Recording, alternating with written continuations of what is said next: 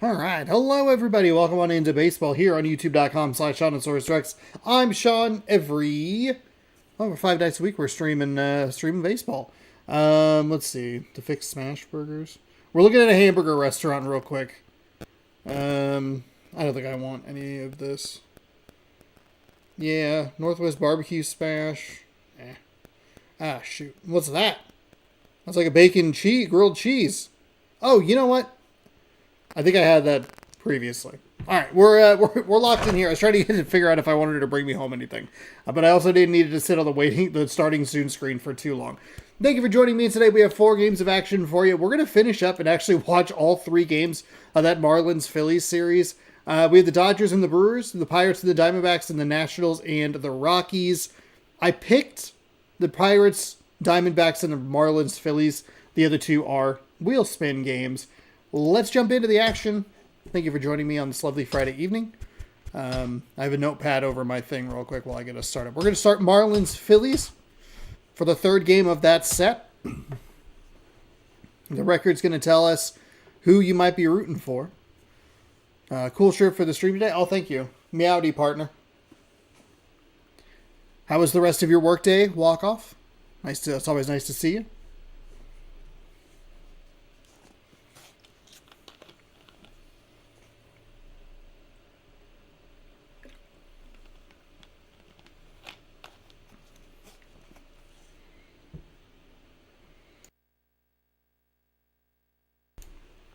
Marlins won yesterday. I think 3-0 was the score on that one.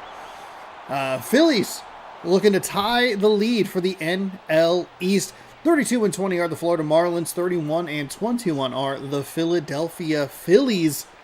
As we get set, fine as a workday can be. All right, I'll take fine over bad.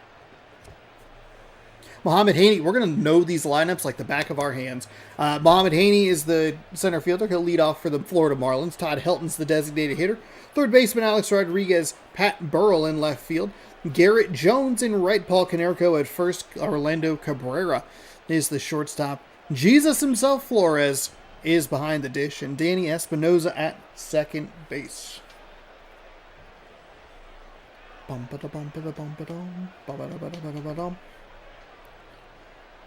Here is your starting pitcher. It's Kyle Laus. 1-7. 5.33 ERA, 10 games, 27 innings. That's not good. That's not good. The Phillies have 21 losses on the season. Like a third of them are when this guy pitches. That's brutal.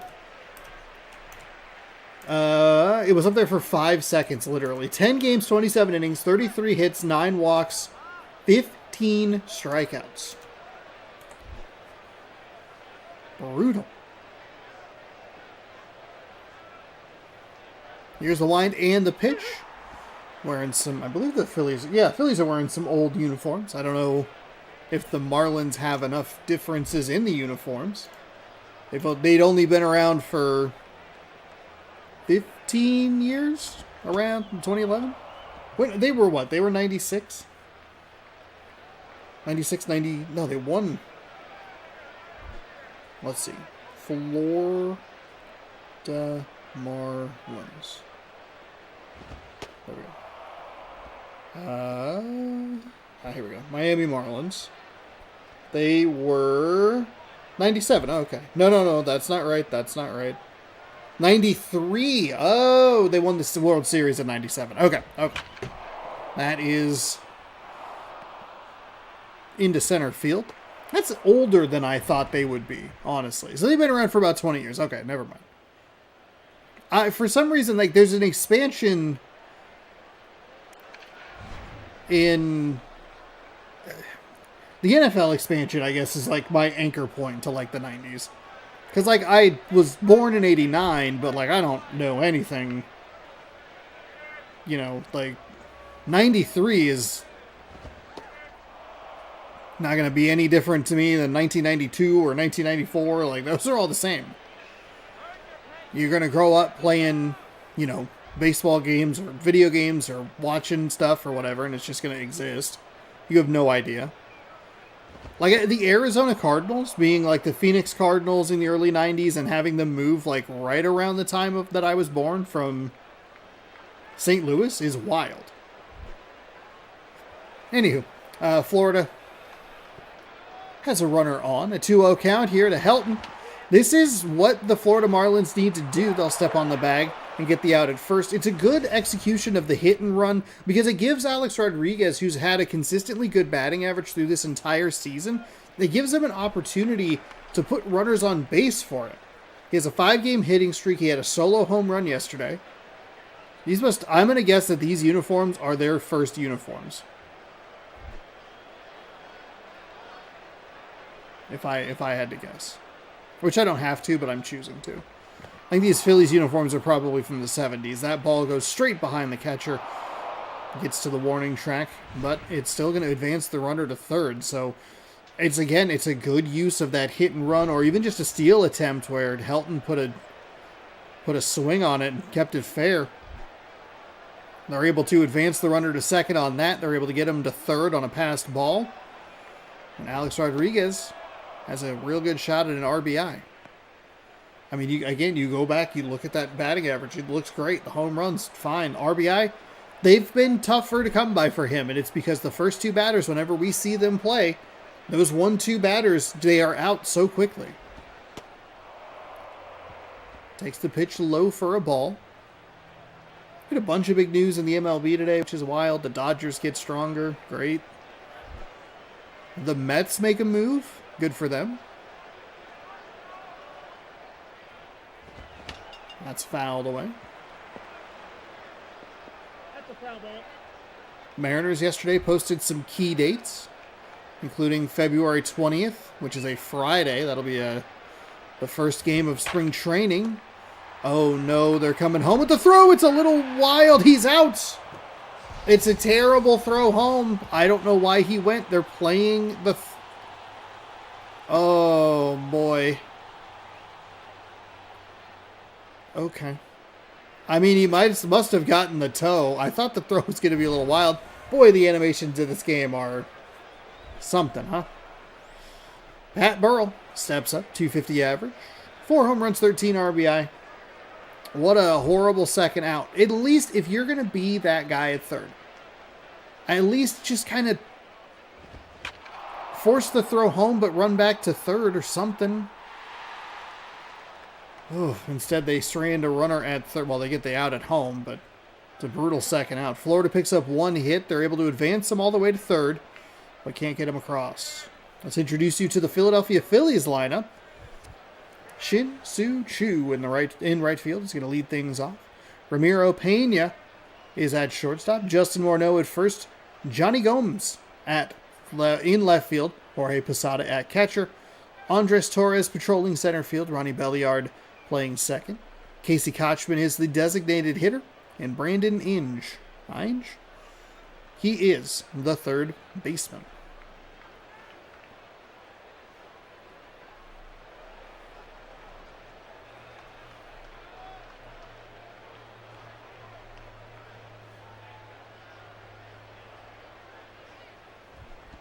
Justin Masterson, 5-5 with a 2.35 ERA, 10 games, 30.2 innings pitched, 27, 7, and 10 hits, walks, and strikeouts.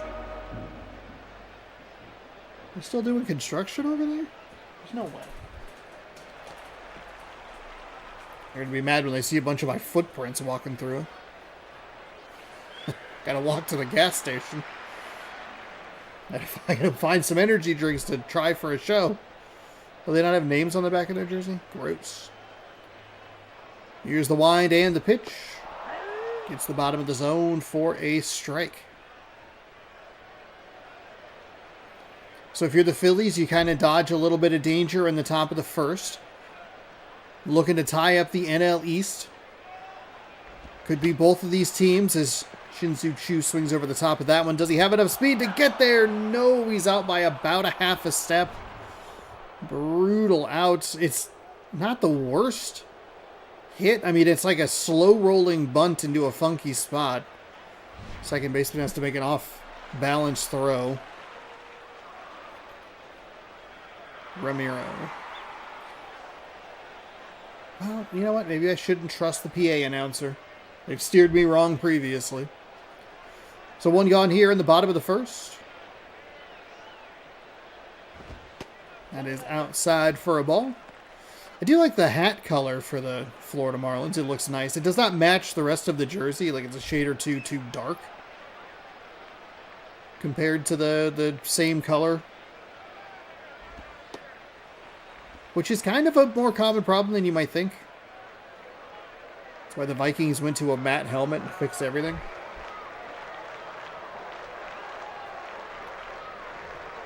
Here's the wind and the pitch.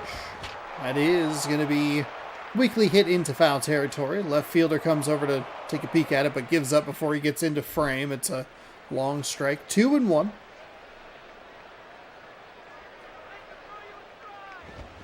That is going to be a hit into left field.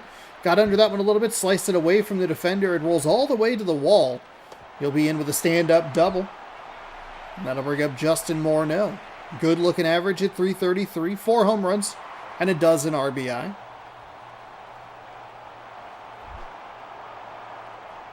It's a nice adjustment by the previous hitter for the Phillies. Drove it foul up the third base line and then took a second shot at it and put it in the left field. I don't know that that was a strike. That looked like it was a little inside to me.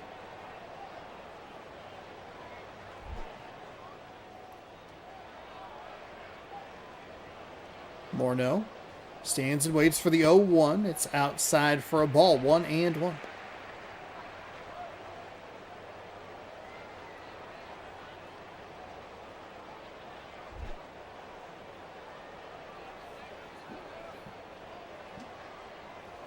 Here's the wind and the pitch. Outside for a ball. Working him low, trying to get those corners. Got the first pitch called in his favor, but not able to get the next two.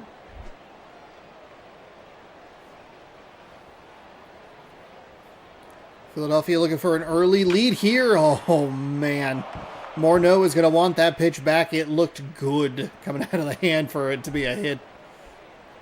2-2. Here's the wind, and the pitch is foul up the third base line. Went back to that outside half of the plate. Got Morneau to swing at it off the end of the bat.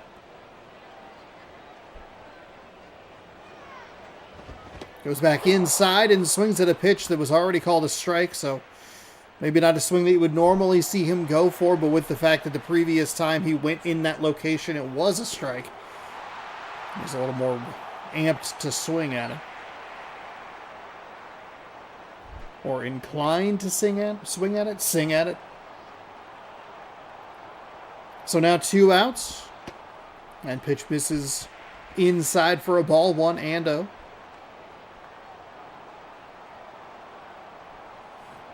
Both teams have put runners in scoring position here in the first inning, but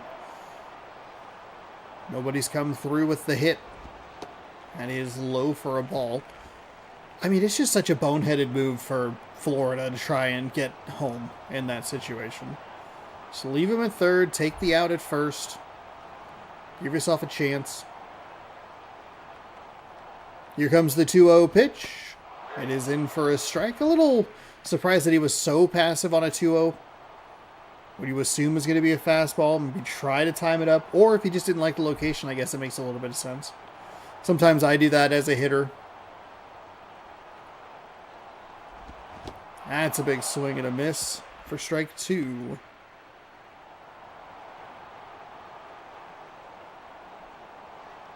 Oh, nice. 2-2. 2 gone with the runner on second. The righty winds and fires. Swung on and missed. So gave up that double, but able to come back with a couple of strikeouts. Swinging strikeouts, I might add. Each team with 1 hit. But no score. Jones, Canerco, and Cabrera coming up for the Marlins. Garrett Jones steps up. They've been doing construction over there all day.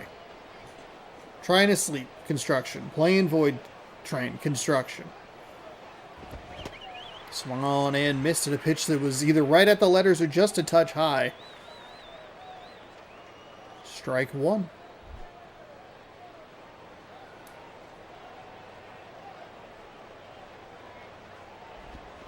That is hit well out to right field. Does this one have enough on it? He's waiting at the wall. The ball is going. It is.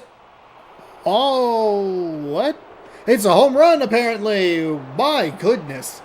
We have seen 3 home runs out to that spot, and all of them have not looked like they were going to be home runs. Wait, what? No way. Hold the phone, everyone. Where did this ball hit? So it's in the air. Oh, we could track with it. Wait, why did you not do that? I think my controller is broken.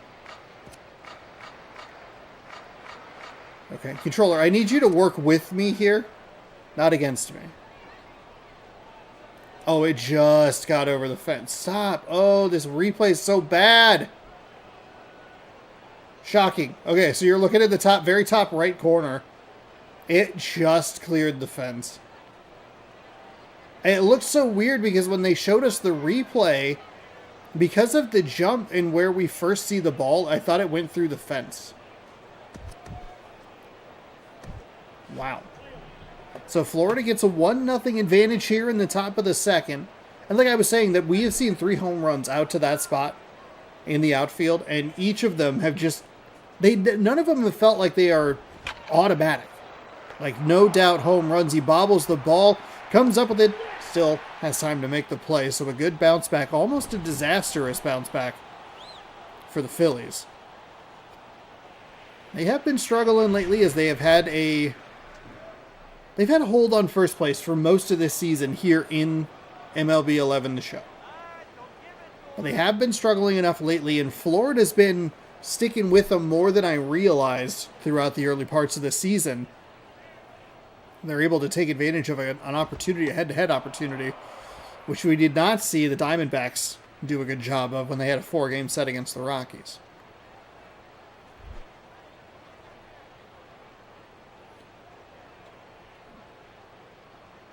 That first pitch missed for a ball. That one misses low as well. 2-0 following the out. It's a big play. It's a dropped, like, it's a one of those funky bobble animations. You're like, come on, game. That's in for a strike. It's the outside edge. We are less than 5 weeks from the start of MLB spring training. Hell yeah. What do you look for during spring training? This is going, and it is caught by the left fielder. Are you looking for prospects? Are you looking for... I mean, obviously, it's more for the pitchers than it is for the hitters. Because they got to get that stamina built up, right? And, like, as fun as it is to see them, you're like, okay.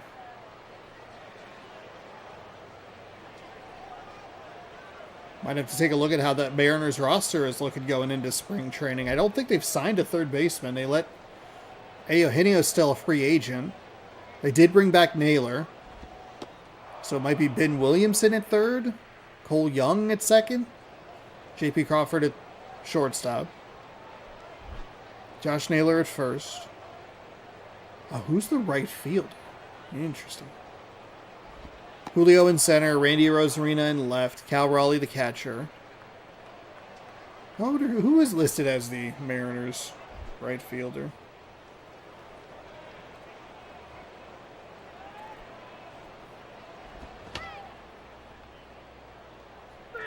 '26 roster.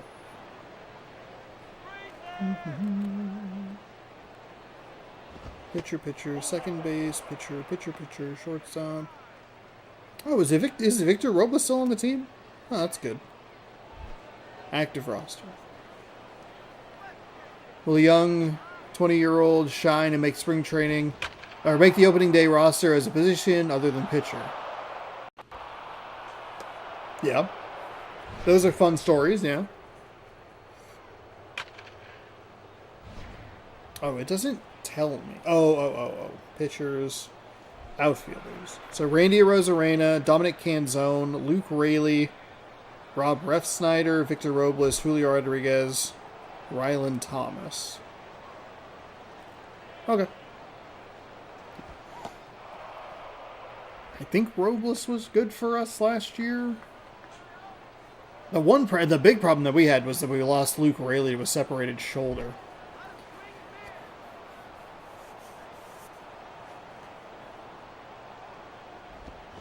That is hit. Second baseman covers, flips back to first, and gets the out. To end the top of the second, Florida takes a 1-0 lead via the solo home run. See if the Phillies can respond. Posada, Torres, and Belliard coming up. David, do I know what team you root for? Walk-off is San Francisco. I am Seattle. I feel like you've mentioned it before, but I can't remember off the top of my head. There's the wind and the pitch outside for a ball.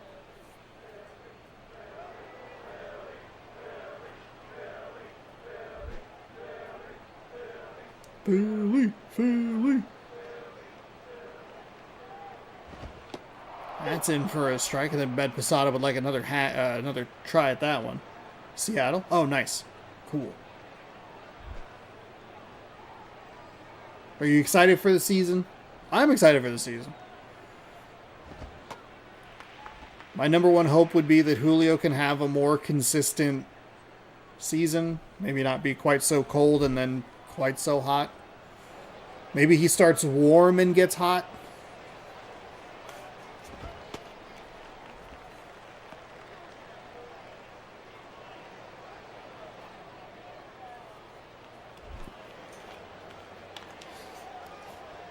I know people rank the Mariners' farm system very highly. That's swung on and missed.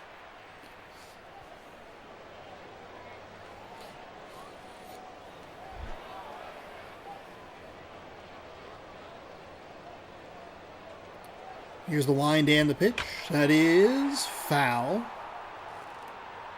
This goes into the stands of the third base line. Full count here for the Phillies. That is low and inside for a ball. So that'll put the leadoff runner on first, and is a nice change of pace. It's something we've been seeing a little bit more frequently, but those leadoff batters really are aggressive. Seeing them get walks is really helpful for the offense, especially because this game is so bad at double plays.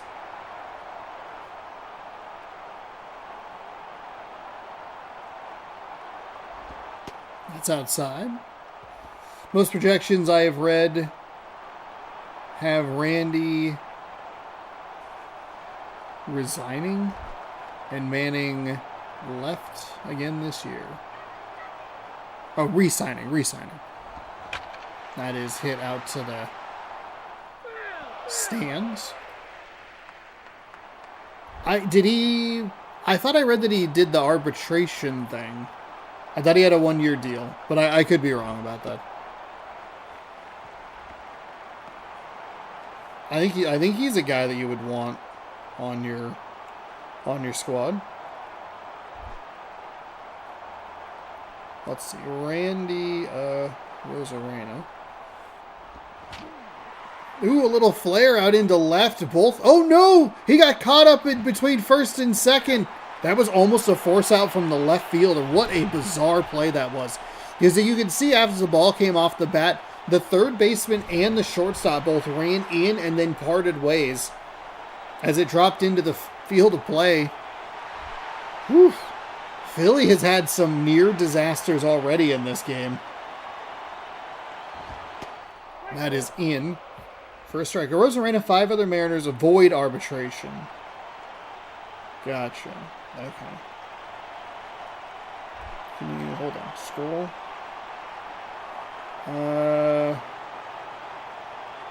Left field. Randy Rosarena, 4th year eligible via Super 2 designation, $15.65 million. Hold on, get a second. All-Star selection on the heels of a career-high 27 homers. He earned a notable raise from $11.3 million. As it stands, he'll be Seattle's 3rd highest player. Swung on and missed. Per unofficial figures from Colts baseball contracts, behind Luis Castillo and Julio Rodriguez. Okay. And that was from Daniel Kramer of MLB.com. All right, one gone here. Runners on first and second. The lefty takes a pitch low for a ball, 1-0.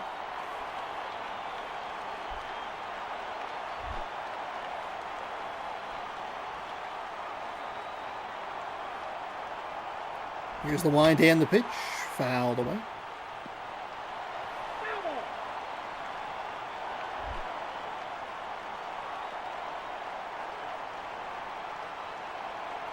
Here's the 1-1. Inside for a ball.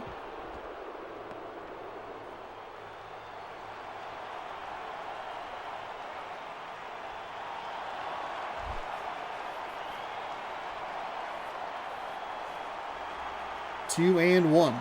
The wind and the pitch. That is going to be hit right to the second baseman. Flips to second in time. Over to first for the double play. So Philadelphia avoids a near disaster and then hits into a double play. It'll be up to Haney, Helton, and Rodriguez to give them a little insurance going into the third inning.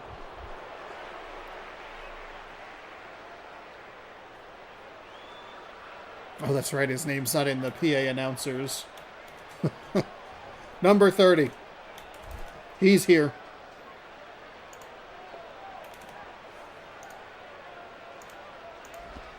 That is a strike on the outside. I thought that was going to be a ball, but kind of just rode that edge and found the zone. 0-1.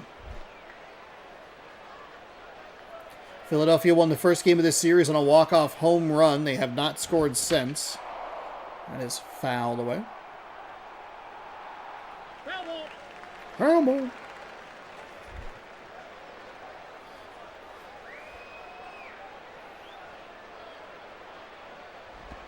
That is outside for a ball.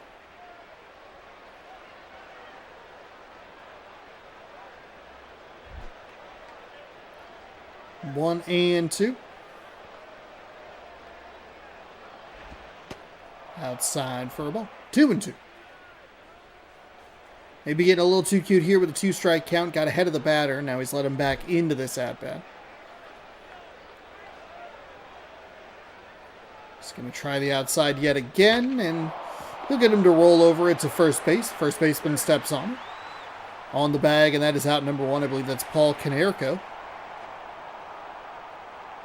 Nobody with names on the backs of their jerseys, so I remember playing this back in high school. Hell yeah.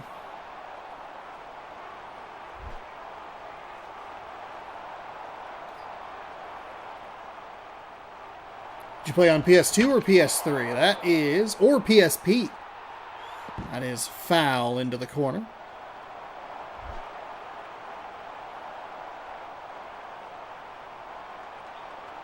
Here's the wind and the pitch. It is going to be hit over a leaping second baseman.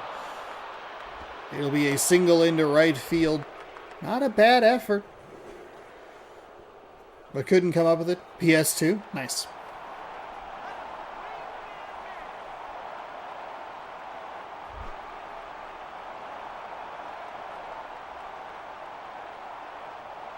Here's the wind and the pitch. It's outside for a ball to Rodriguez. Rodriguez with the solo home run to give Florida the lead here in this one. I'm looking for a little more insurance in the top half of the third inning.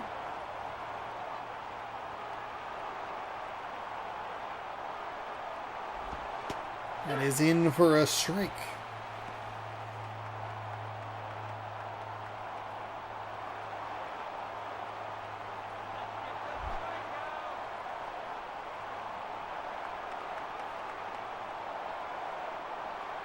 Rodriguez swings at that, and it is inside. It was going to jam him. Best case scenario was going to jam him. I think maybe the really good scenario for Florida is that he swung under it and it just went for a strike. Otherwise, that could be a bad out or even into a double play. The righty will try the inside again, gets him to swing over the top of something that leaked a little more over the plate than I'm sure he wanted. That'll be strike 3, and that is his 1,000th career strikeout. We did see somebody's 100th career home run. That was kind of fun.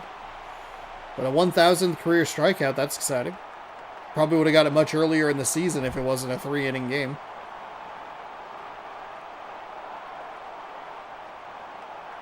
Sets and fires. It's hit up the third base line and foul. Now, usually when the game only gives the team one out at a time, they do tend to kind of punish them for that, even though a strikeout's not the worst thing in the world there. It's a nice pitch on the outside to get the strike. 0-2.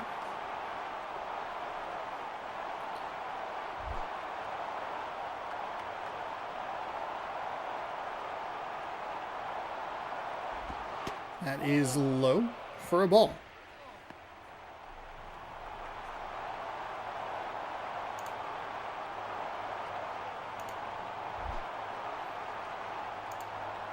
I'll repeat again, please don't specify your specific age. That is a sliding stop. And he'll be out number 3. Don't let people do the math to tell how old you are.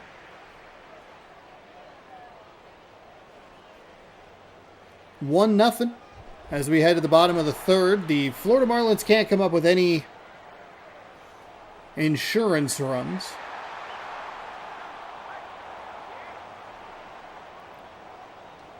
Philadelphia, a bloop and a blast.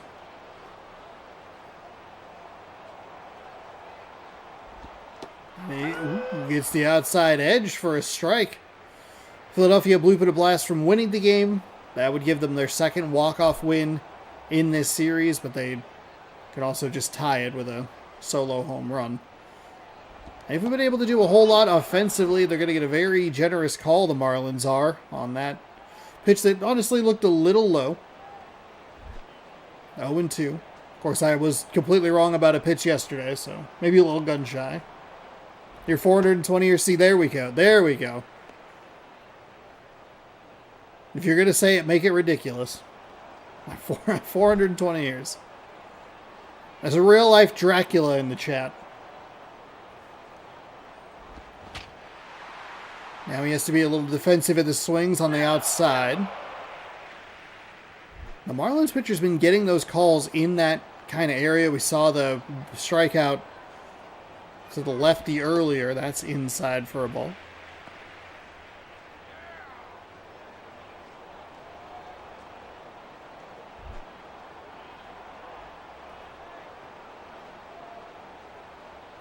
Here's the 2-2. Winds in. The pitch is fouled away. We'll do it again.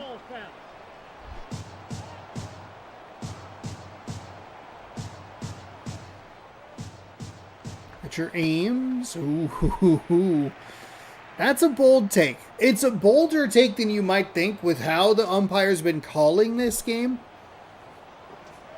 That pretty easily with how the zones look today. It's could easily be a strike 3. That's inside for a ball. I forget that the angled camera is walk, and then the straight on camera is strikeout.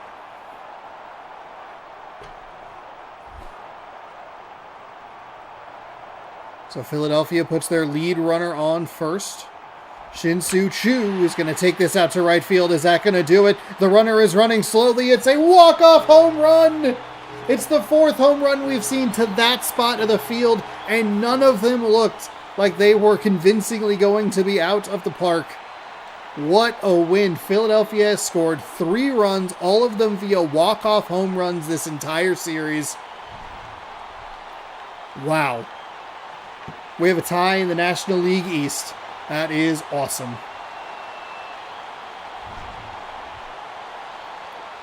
The animation on the base paths does give it away, which is a little unfortunate, but whoa. Shin-Soo Choo, deservingly your player of the game, 1 for 2 with a game-winning 2-run home run. It drops Kyle Laus improves to 2-7. Justin Masterson falls to 5-6. Jones is 5th. Choo's 4th. I said that Alex Rodriguez had the solo home run in this game, and I was wrong. I apologize. This was a very even matchup. Marlins had more at-bats, a few more hits They did drive in more runs throughout this series. Oh, did they win 5-1? Was I wrong about yesterday's game? No, I think they won. I think they won 5-0 yesterday. Let's take a look. View today's games. Marlins, okay, 5-0. Okay, gotcha. We got it. We were there.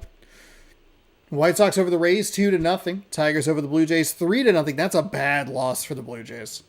The Blue Jays really need to like string together some wins if they're going to be competitive for the American League wildcard spot, because they still trail the Royals, who they lost the series to last time, and they play this upcoming week.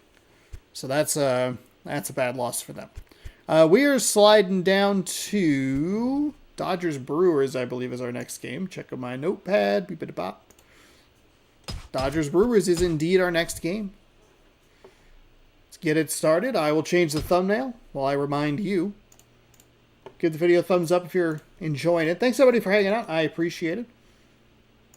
Oops.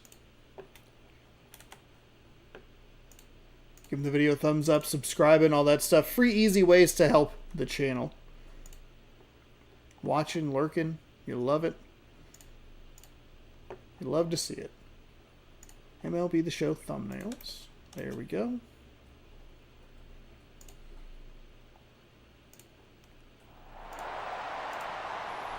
Welcome to Miller Park, in a battle between teams that are just a skosh under 500. Los Angeles is 24-28. Milwaukee is 25-28. I would say the Dodgers would probably have the better shot with how jumbled that NL West has been, but they also might not. What am I trying to say? I got distracted. It's just a joke. We're having a good time. Designated hitter Juan Pierre leads things off. Our 2K5 legend that actually walk-off reminded me. I forgot he was on our team. Carlos Beltran's in center field. Ryan Braun's in left. Adam Dunn's at first. Michael Stanton in right. Wilson Betemit is at third. Gordon Beckham, the second baseman. Ooh, Paul Janish. Janish? Janish? Shortstop and Ryan Doman is the catcher. Mark Burley is 4-5 with a 5.40 ERA, 11 games, 28.1 innings pitched, 32, 9, and 16 hits, walks, and strikeouts. There's a look at your Milwaukee Brewers defense as we get ready for game number 2. I mean, theoretically, the Brewers... Well, the leader in... Let's see. The leader in the NL Central has more wins than the leaders in the NL West.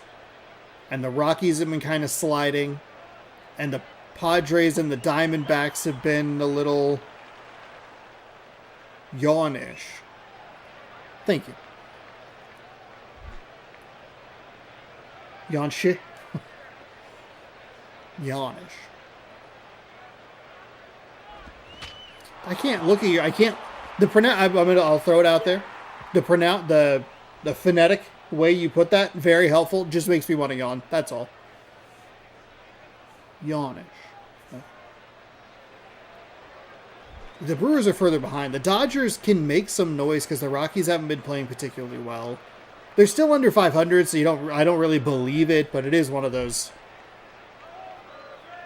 I guess let's say when Jake on talking baseball is always like, I'm going to Chris Rose you. Which team has the better chance to make the playoffs? Brewers have been a lot better lately. It's unfortunate for them. They got off to such a bad start. Dodgers haven't looked great at all this season, but they're not as disastrous as the record as you might think. I think they've been playing better as well.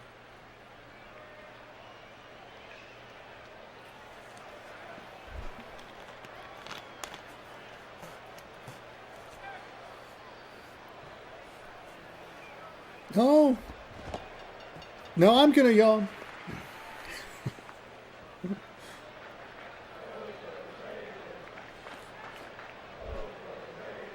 As the crowd chants overrated, With one out here in the top of the first, the lefty, Mark Burley, winds and fires. It is smashed up the third baseline, but foul. Into the second deck. We got a quick foul call on that one. Usually he waits for it to stop.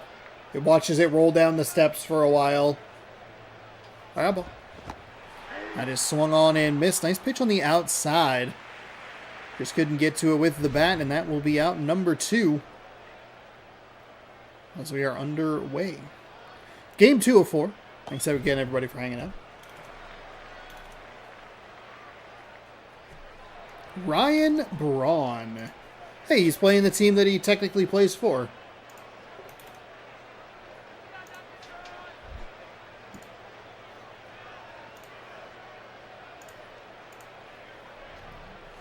The lefty is ready. Winds, fires that one outside for a ball. 1-0.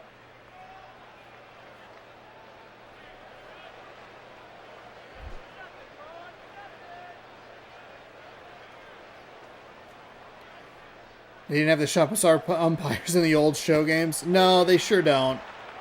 They don't have the sharpest show games in old show games.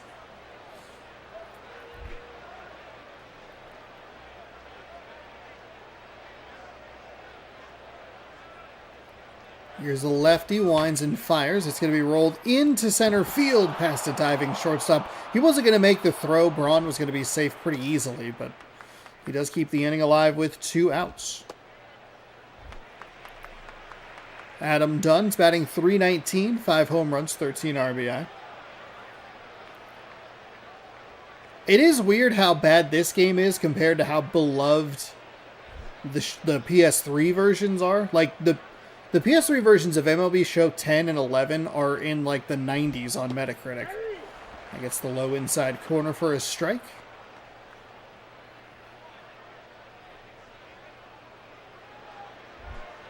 This game is just straight broken at times.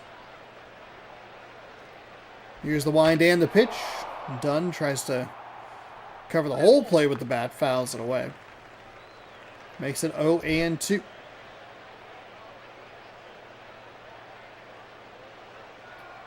Lefty winds and fires. That one stays upstairs and is a ball.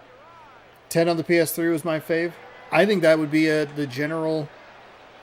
I think that would be a top pick for a lot of people. I feel like MLB The Show 10 and 11 are like the NFL 2K5 of baseball games. Foul ball.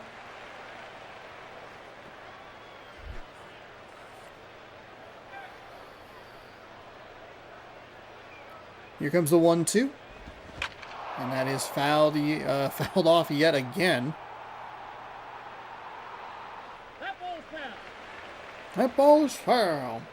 What's your least favorite? Well, okay, here. We'll ask 2 questions. Question number 1. How many of them have you played, and do you have a least favorite? Swung on and missed, so that will retire the side. Los Angeles able to pick up a 2-out hit, but can't do anything with it. Let's introduce you to the Milwaukee Brewers lineup. Brian Roberts is the second baseman. Nigel Morgan in center field. Jason Kubel in right. Luke Scott at first. Vernon Wells in left. Jack Cust is the designated hitter. David Freese at third base. Ryan Hannigan is the catcher. And Angel Sanchez at shortstop. 21 was my least favorite. Okay. That kind of makes sense. I don't think it's a hot take. I wouldn't be surprised if some of those cross-generational games are not great. And also, that was the first one that they put on Xbox. So that's not surprising to me that people or yourself would not like it. Jahulis Chassin? 3-6 with a 3.77 ERA, 10 games, 28.2 innings pitched, 29-6 and 24 hits, walks, and strikeouts. I just didn't get into it that year. I wonder what's the general consensus on the worst show? Here, we'll look it up. I'm surprised that that's a hot take. Because that makes it logically in my head, it totally makes sense. The 21 would be the one that was like, ugh, making a transition to a third console or a second console. Well, wait, hold on. MLB The Show. Switch? Well, actually, Wiki. That'll give us the answer.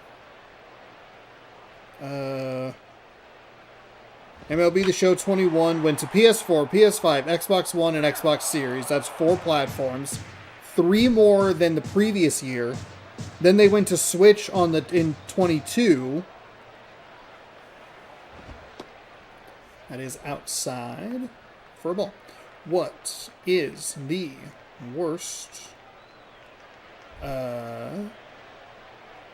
MLB The Show game? That was out. That's hit out to right center field. And it's going to be caught right at the warning track for out number 1. I played so much of 20, The Show, it kind of burned me out. And the look for 21 was bland to me. Do you feel that the game still looked bland, or was that kind of just a one-off thing for you? What is the worst MLB The Show? We're going to Reddit 3 years ago. 18 was horrendously bad. Oh, was 18 the one with the horrifying face? Commonly off-speed pitches were actually really good in 18. All I know is 21 was my favorite, not helpful. What year did you have to collect an intolerable number of hats? 18 is not even close. 2018. Huh.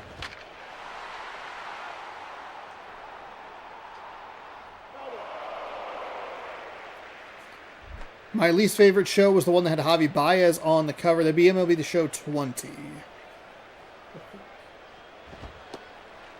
Yeah, I believe that'd be 20. 19 had Bryce Harper. 18 was Judge. Doesn't matter. Play the crap out of it. Like menus and such. I like a nice look for the menus. Always have a special place in my heart. Yeah, I think 21 would kind of have that for me as well, of being like the game that was like, here's this new thing I'm doing content-wise, and the first one that I played a significant amount of time into. But it's not. I really like. Actually, you know what? 17 is that for me, because that was the first time I tried doing the 162 game season, but I didn't make it through. So actually, MLB The Show 17 would be the one then. That has that kind of special place for me. 2019 was my favorite. Okay. Up to first base. It was also the last of the games to have sounds of the show.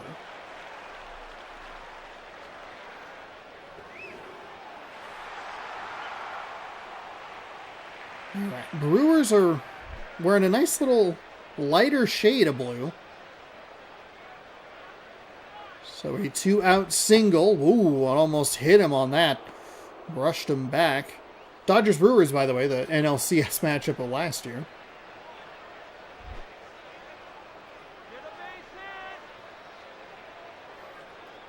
Here comes the wind and the pitch. It's outside for a ball.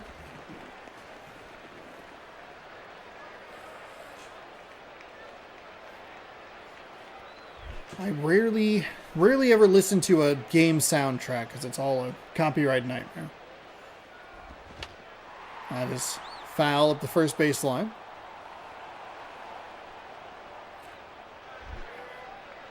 But I honestly, it's a thing that it's been brought up in chat before. That's hit to the shortstop about game soundtracks. That's out number 3 though. Close. Something they've talked about on Kind of Funny too is like sports soundtracks. I'm surprised that people have such a strong reaction to it. I destroyed people online in 2019 with the finest Garrett Cole card. Best online record I had was 2019. Nice. The lefty is ready. He'll wind and fire. That is upstairs for a ball.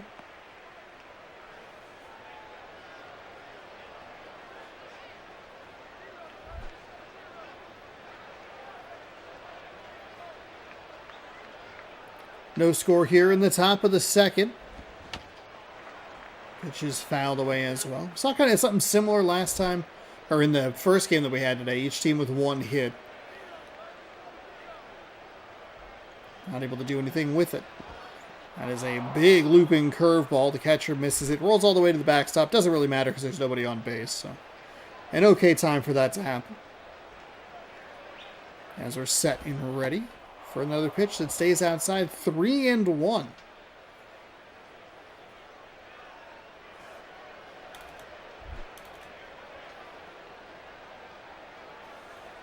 Pitcher shakes his head. Now he's ready. That is going to be smacked out to left field. Left fielder does a nice job to get it before it goes too far. Just going to be a leadoff single, nothing more. Wilson Bedabit's batting .423. 12 RBI with 3 home runs. Even if he doesn't get an RBI here, if he can get that leadoff hitter to second or even third, could be a big win for the Dodgers.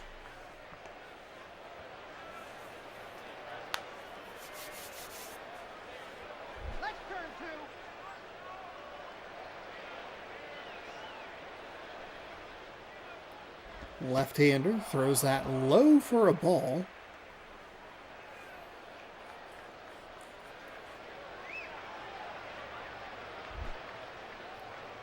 Two and oh.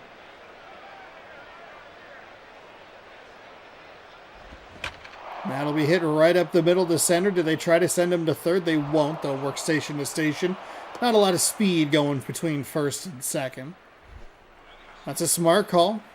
Just work it one base at a time unless you're absolutely sure you can get there.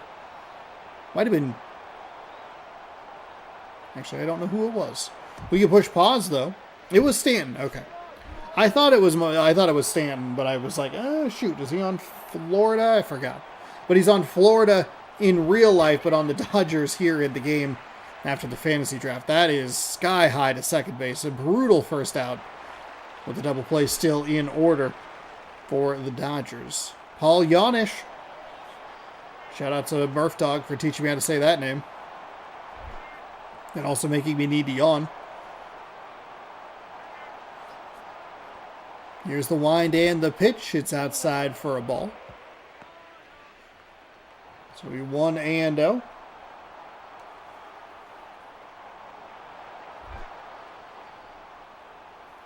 Oops, I did not want to open Spotify. And that's inside for another ball.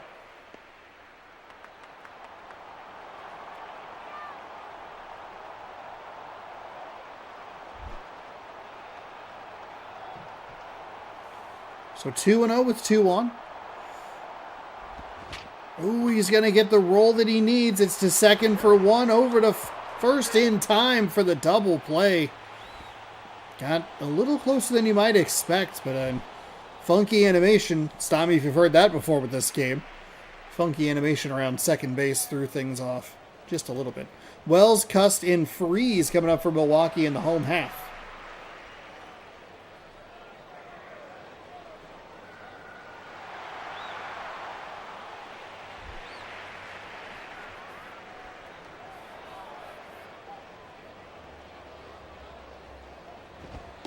That is inside for a ball.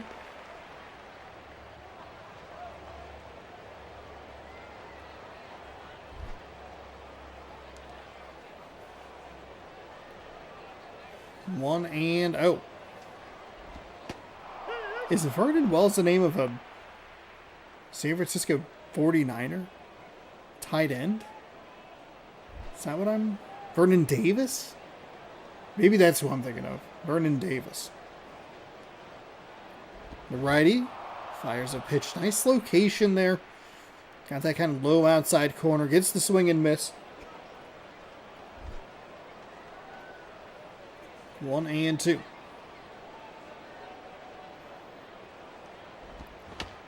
Gets him to swing at it again. It stays fair. Wow.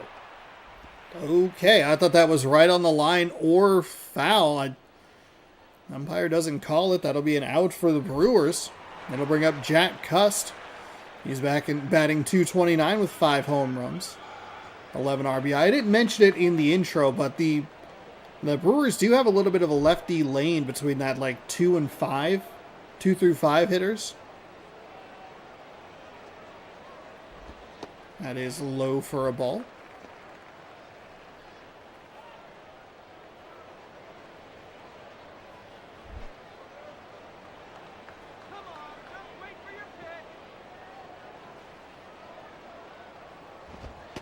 And he'll take that for a strike, high and outside. 1-1.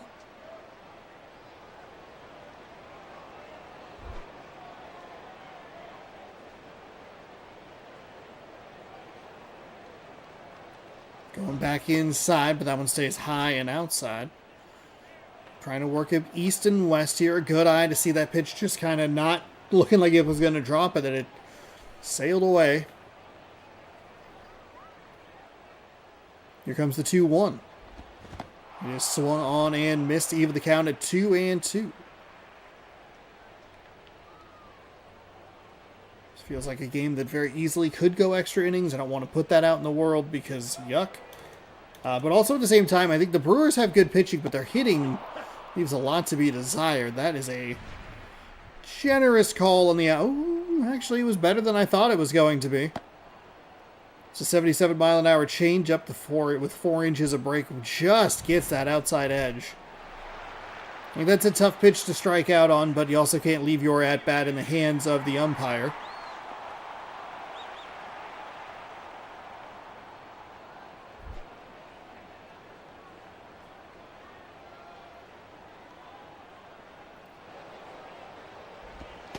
Inside for a ball.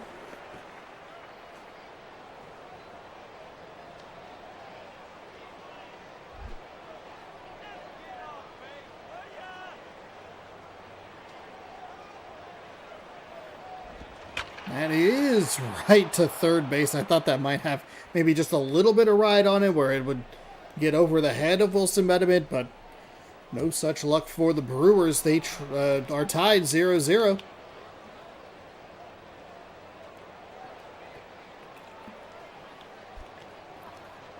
But they trail in the hits category 3-1. Brian Domit. Well, everybody's favorite photo. Just take the picture.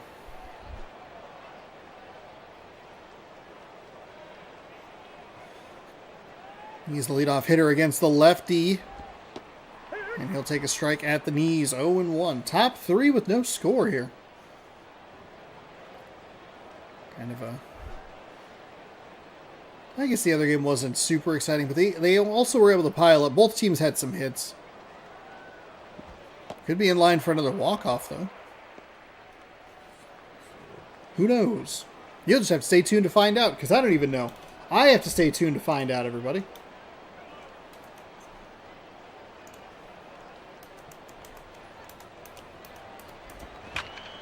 That is nicely hit into left field, so it'll be a leadoff single.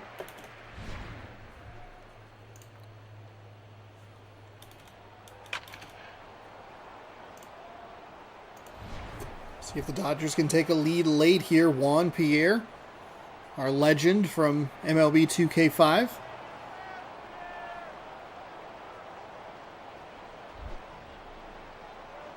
Did anybody play any of the 2K baseball games? I played a ton. I played an entire. Way too aggressive on the base running there, by the way. Domit is out at second by a landslide, which is wild because this game is very bad. If you can get them to throw in a bad spot, you should be able to be safe, but then you take into account the fact that the slide slows everybody down. This game's a bit of a disaster, so LA gets the hit and erases it immediately with a stolen base attempt. But I played a half season of 2K5 and played it with cheats, so.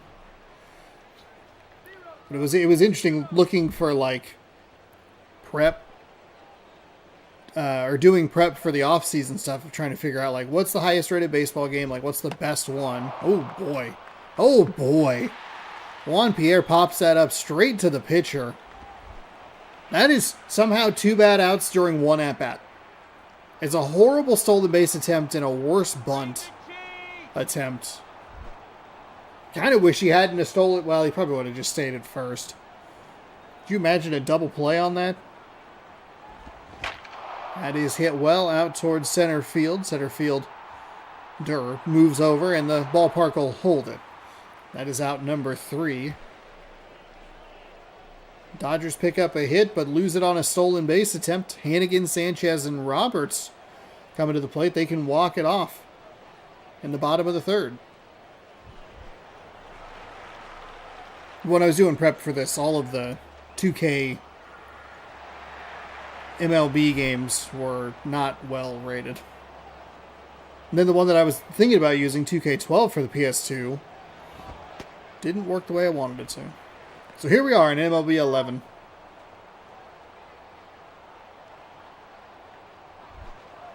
I'm kind of surprised no one's taken a crack at it. I don't think they have the exclusive license. No, they definitely don't, because RBI Baseball existed. Boy, those games sucked. Which one? I played one of them, and it was a mess. Hold on. Here's the wind and the pitch. It's near the letters for a strike. Base. Oh, that's not going to work. RBI. Oh, yeah. I played RBI Baseball 21, and it is one of the most awful games. Boy, it was bad. Got 500 views, though. Not sure why I did a second one. Oh, I played that on April 1st. What? Oh, I opened some baseball cards? Cool. What did I get? I didn't know I opened any baseball cards. Weird.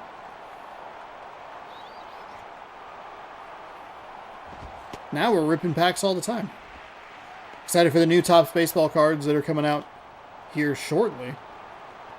The next couple of weeks, hopefully I'll be able to swing a hobby box or something.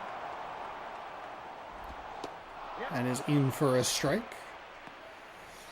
Brewers are looking to pick up well, it's not a come from behind. A walk-off win, Sean. See how aggressive they want to get on the base paths. That's foul up the third base line. Because the Dodgers did the same thing, had a leadoff hit and then immediately threw it away. Milwaukee seems to be playing a little more patiently. Here comes the 1-2. That's a good eye. That pitch more than likely would have gotten me. I was thinking like, oh God, you got to swing, and then it dropped below the knees for a ball. 2-2.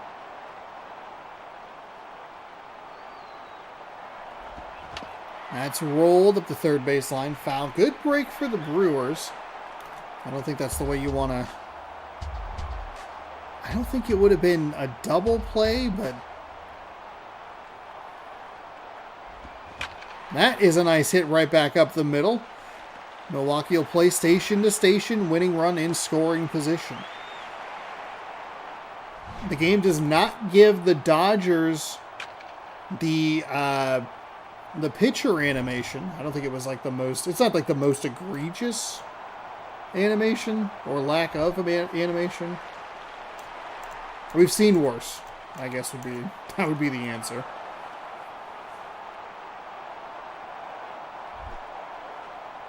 So it'll be Brian Roberts. He's 0 for 1. And he walk it off in this at-bat. First pitch is low for a ball. I believe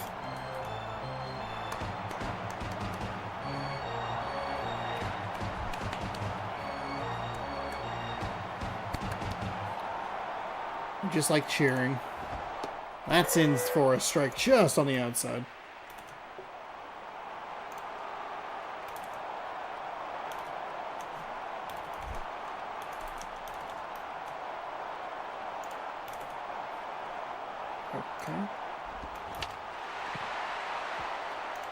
That is hit out to right field. The right fielder catches it. Second. Runner on second is going to advance to third. Stop. Don't speak so clearly and confidently when this game exists. Goodness gracious. Almost, probably wasn't that close, but also closer than it should have been. Should have been kind of like no doubt out to right field. Going to advance to third. Not a lot of speed, though, and again, that slide slows everything down. They are going...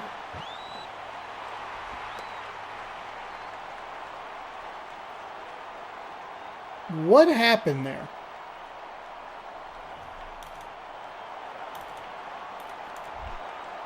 Did the catcher drop the ball? We can't look at the replay. He just didn't throw. That's up the middle. That's a walk-off. Milwaukee wins 1-0. What did we just watch? What a weird game. I should have paused to get a replay on that, but he just got the ball and stood there. They can have second, but they'll not take home. Like, they're not going to try to take home. All right, well, the Brewers pick up a victory, 1-0. It's a walk-off win for them. Mark Burley, man. 3 innings, 4 hits, 2 strikeouts. He improves to 5-5. That wasn't the name you were telling me about. No, that was a different name.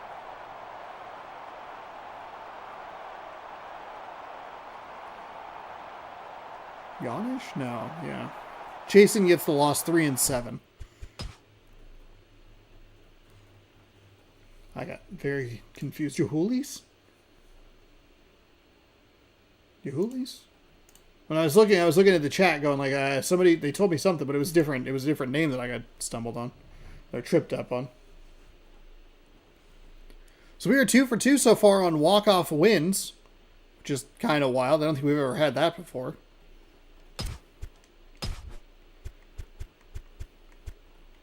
Oh, we got to catch up on a couple of scores. Red Sox over the Rangers 2-0. Cardinals over the Astros 3-1. So that makes it an extra. Or is it the next game that we're looking at? It is, in fact, the next game that we are looking at. Pirates, they're in the NL Central with the Astros. Who leads the NL wildcard? Hold on, let's grab that thought process first. Phillies, Marlins, Astros are 3 games back. That's right, they're really clogging it up. I forgot about that. This is where if there was that extra spot, the Astros, Braves, Cubs, Diamondbacks would be really interesting, but because the Phillies and the Marlins are clogging things up. Well, it's a big matchup for the the Pirates anyway, just because. Is this the game we even need to watch, John? Goodness gracious. You play a little train game for 4.5 hours today. Your brain goes all poopy. Oh, it's a 4-game set between these two teams.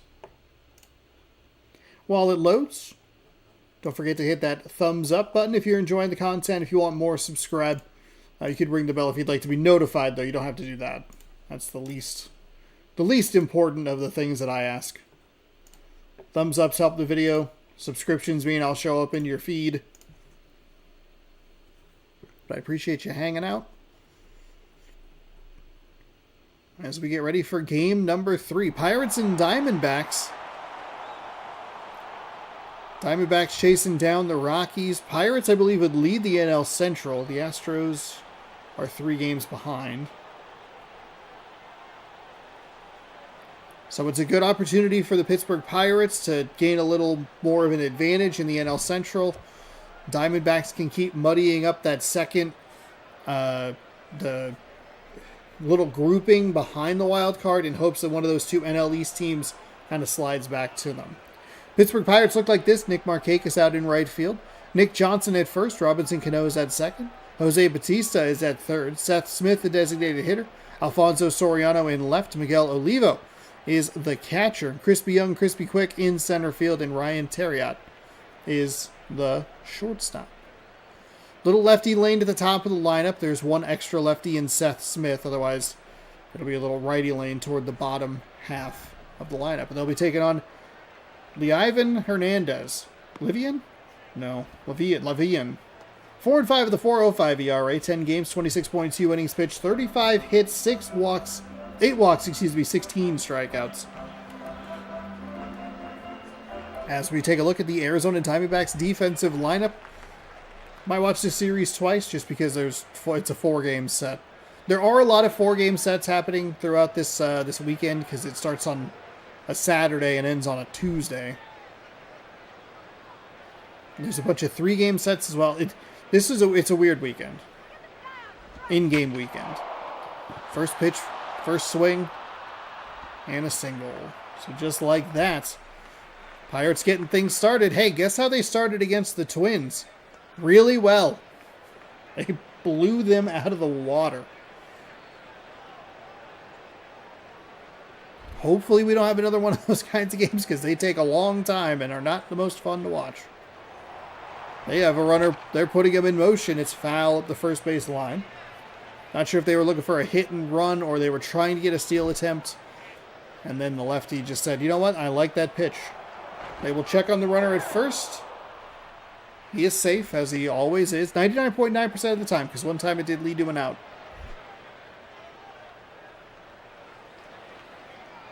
Here it comes, 0-1. Thought about swinging, no appeal down to third. The pitch is low for a ball.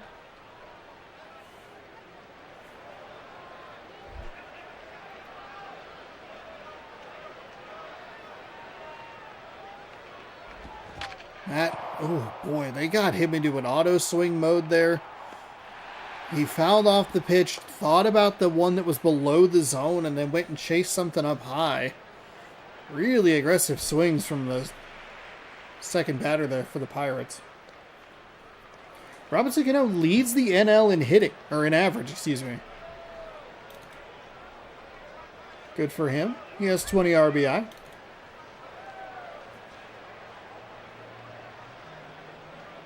Here's the wind and the pitch. It drifts kind of over the plate. I think Cano would maybe want a second crack at that one, but with how far the catcher was set up outside, I think you kind of give up on that pitch immediately. Which wasn't a very good pitch from the Diamondbacks pitcher. Cano will put a swing into that, but it's to the shortstop. Over to second, around to first, and that is a double play for outs number 2 and 3. Pittsburgh gets a hit, but can't do anything with it. Let's get you introduced to that Arizona Diamondbacks lineup. David DeJesus is the right fielder. Chipper Jones at third. Joey Votto is at first. Jason Bay in left. Curtis Granderson would be in center field. Matt Wieters at catcher. Brian Pena, designated hitter. Freddie Sanchez at second. And Jamie Carroll is the shortstop.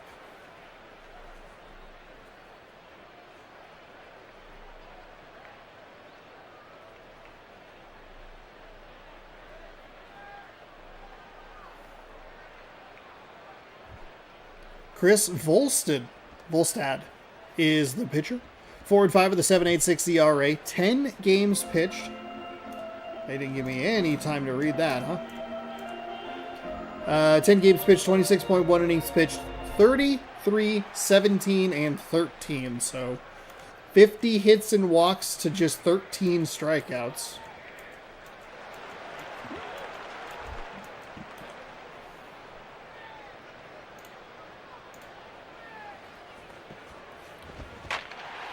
So first pitch swinging for the Diamondbacks from DeJesus, and that'll lead to an out. So one pitch, one swing, one single for the Pirates. One pitch, one swing, one out for the Diamondbacks, and that's how we get things started in this first inning. Chipper Jones over 300 on the average. 3 home runs, 12 RBI.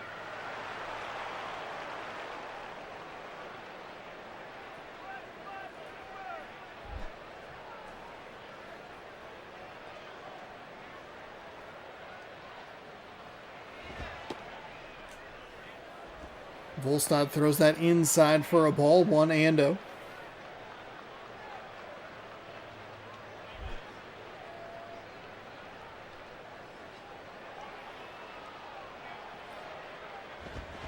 And that is hit well out towards right center field.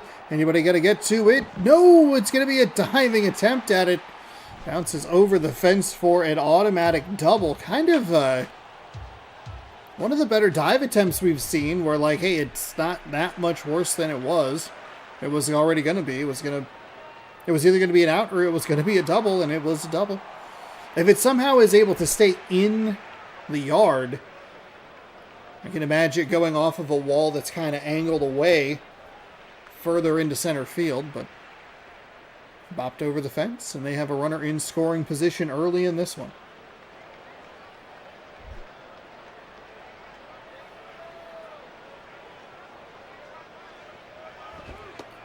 It is in for a strike.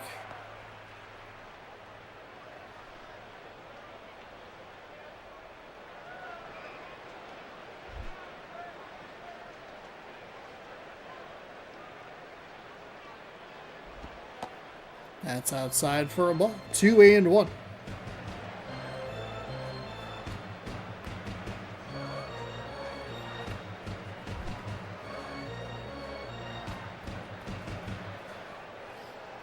Here comes the 2-1. It is swung on and missed. That white background and our angle of the camera, I am losing track of where that ball is. Oh, good. It's going to stay a white background. Fantastic. Swung on and missed on the outside. So that'll be an out for the Diamondbacks. They are down 2 already. That's not a good way to phrase that, because that implies that the score is 2-0. That's not what I was trying to say. Jason Bay is batting .337, 5 home runs, 20 RBI.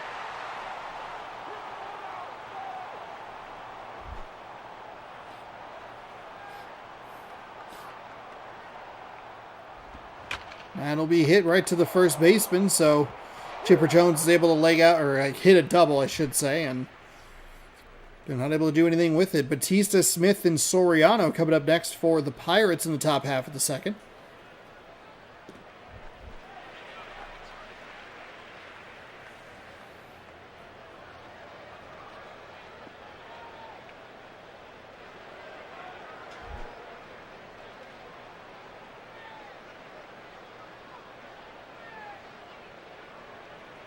Righty winds and fires. Going to get that high inside corner against Batista, and we are underway here in the top of the second, 0-1.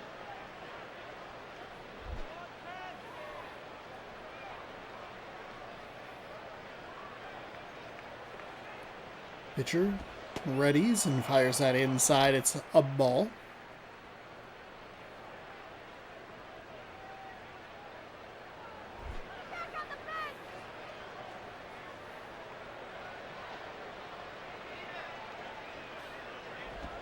And Batista takes a pitch outside for a ball.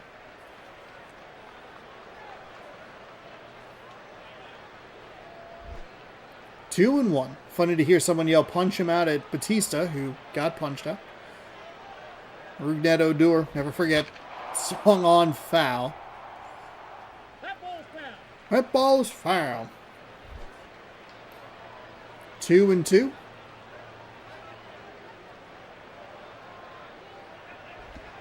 And Batista swinging at these pitches on the outside. A little surprising, because I don't know that they're going to be strikes, but again, maybe we're looking at it from a funky angle. 2-2. Here's the line and the pitch. It is a ball. Not even an appeal down to first base to see if he swung. They've been calling more strikes on the appeals lately. I don't know why the difference all of a sudden, but there has been a notable difference. The payoff pitch is swung on and rolled over to the second baseman, who comes charging in, fires to first in time for the out. So Batista, he got a little swing happy as well with some of those pitches around the outside, and the pitcher is able to use that to his advantage and get the slow roller. Seth Smith is batting at over 400 at 429.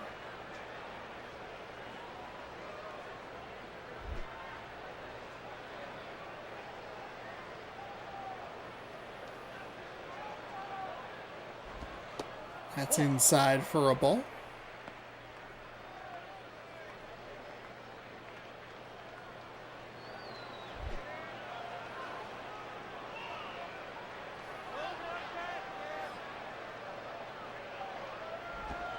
And that pitch is low. 2-0 the count here. A lot of these games are off to pretty slow starts. Not a lot of runs scored. 2-1 in the first game, 1-0 in the second. And 0-0 as we have out number 2 here in the top of the second of game number 3. And 3 of the 4 total runs scored today have been via walk-off hits. So it's taken a while for these offenses to get going. Only about a month left in the season before we jump into the playoffs. We'll figure out the schedule then. Some of the days make sense. Here's 3 games. Some of the days are like 1. And then you have to go like, well, if necessary, we'll figure it out.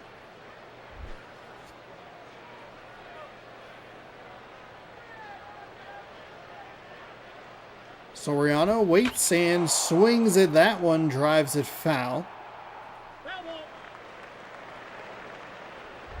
Makes it 0-2 with 2 gone.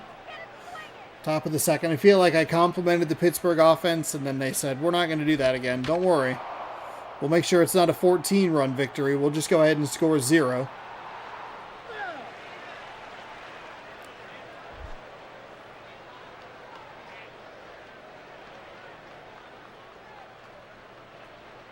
Here's another 0-2 pitch, way upstairs. Good eye by Soriano, and a good job to settle himself down there. He's been swinging. The pitch stays high. Sometimes that can cause some trouble. But it's way upstairs for a ball. 1-2. Pitch is on the way from the righty, rolled over, foul.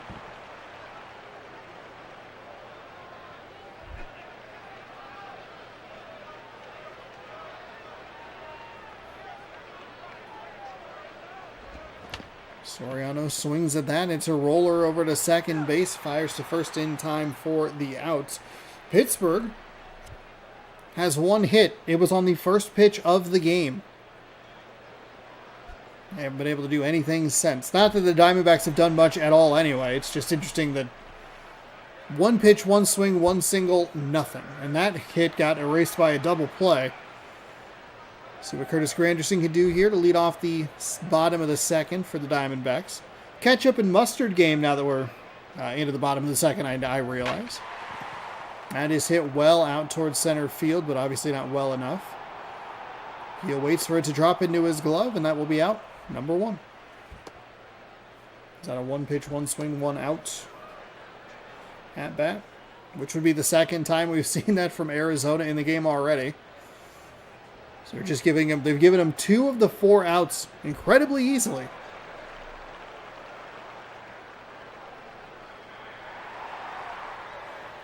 Matt Wieters steps in, the catcher for the Diamondbacks. Looking to maybe kickstart this offense a little bit. We'll take a look at the pitch from the righty. It'll stay just upstairs, apparently. Looked like it was right at the letters, but the umpire gives him the ball call. 1-0.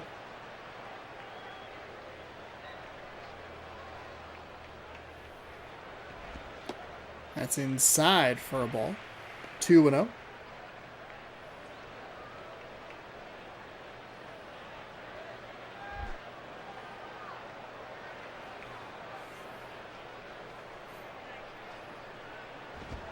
And he'll take a strike. Might want another crack at that one, but with how bad those previous 2 pitches were, you can understand why he would just let that go outside. Or just let that pitch go, because you think it might sail outside. Here comes the 2-1. He's going to get under it, out to center field yet again. Sound of the bat not as loud as the previous hit. Definitely knew it was going to be an out. Sometimes those sounds trick me a little bit. The sound of that first one was like, oh, it got pretty well into it. The sound of the second hit, the second out was like, no. He's not going to do anything. Brian Pena stepping up with 2 gone in the bottom of the second.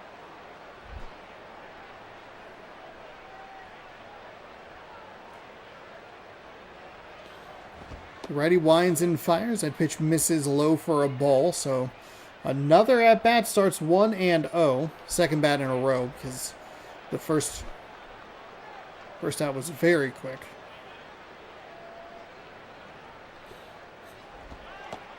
That is low for a ball as well. 2-0. I might be a little more aggressive if I'm the Diamondbacks hitter here because he threw a strike last time in a 2-0 that was in a pretty good location.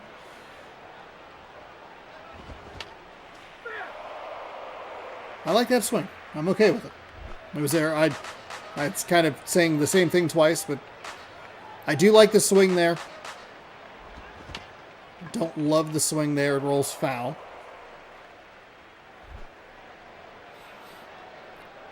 It is 2-2. 2 outs here in the bottom of the second. Not a lot of hitting going on here in this one.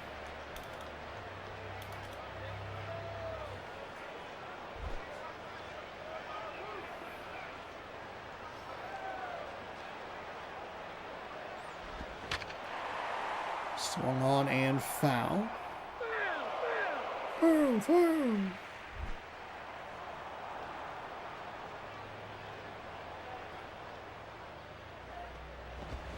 That is foul as well. That's foul. Much calmer foul call. Foul, foul, and then just the next one's like, that's foul. We're good. We know the drill.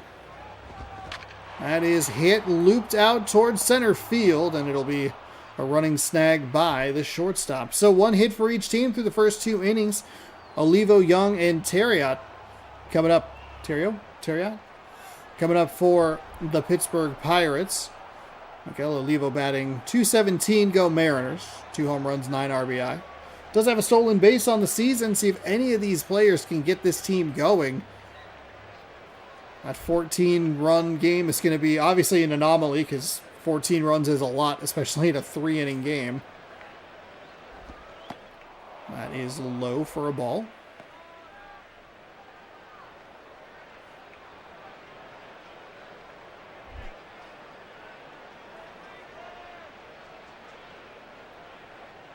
Here comes the 1-0.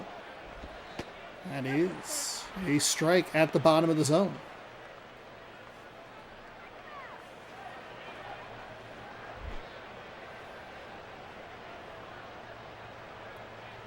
Pitcher shakes his head. He winds and fires. Olivo puts a good swing into that. He'll drop it into right field for a base hit. And the Pirates will get things started here on the top of the third with a lead-off single.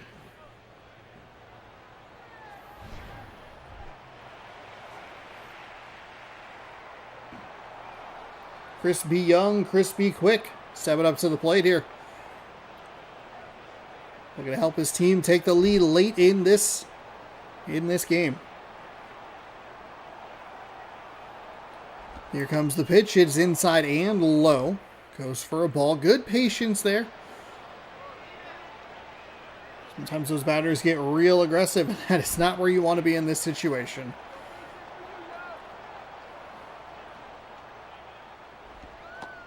And that's another good patient take on the outside. I think even if that's a strike on the outside, I still think that's a good take regardless. That pitch did make it 2-0. That makes it 3-0, and now in a very interesting position. In my head, it's a hands-off controller 3-0 pitch. I think it's got to be that.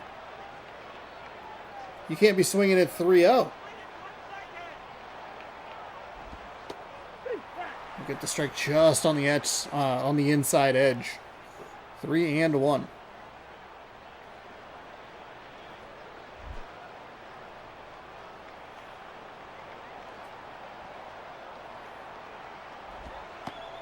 Ooh, I don't know about that last pitch. 3-2. So the count is full. We'll look for a payoff.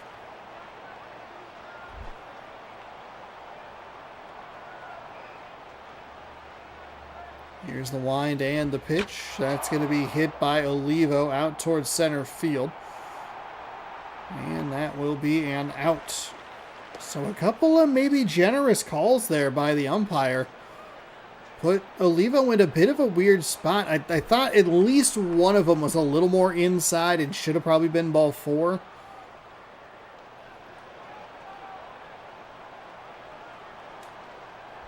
But alas, that's what it is. There's a couple of strikes and forced a swing on a payoff pitch that was in the zone. So this will be out to left field. The left fielder dives. Oh, he stopped between first and second. He is not very fast. It's going to roll all the way to the fence. The hitter is chasing the lead runner around. Is the lead runner going to get home? He will. Safe. It'll be 1-0 Pittsburgh. What a bizarre situation. So much speed behind him, and all of a sudden, he is on his heels. By the time the lead runner rounds third base, the batter is right there. He'll hold at third. Dives back safely. 1-0 Pittsburgh now. Opportunity for just a little bit more. The insurance could help. Would have helped the Florida Marlins. That is foul.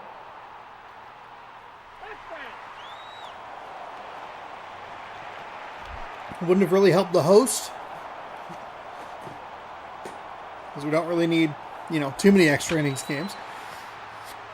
Oh, he's going home safe. It's the wrong call. You gotta go to first. Just pick up the out.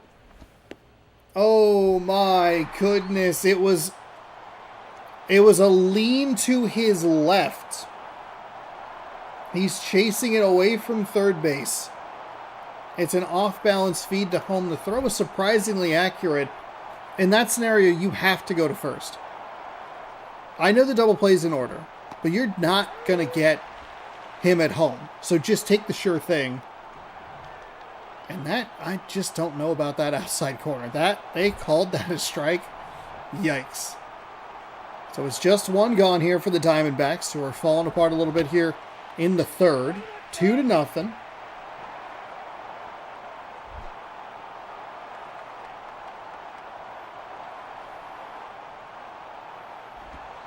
That is upstairs for a ball.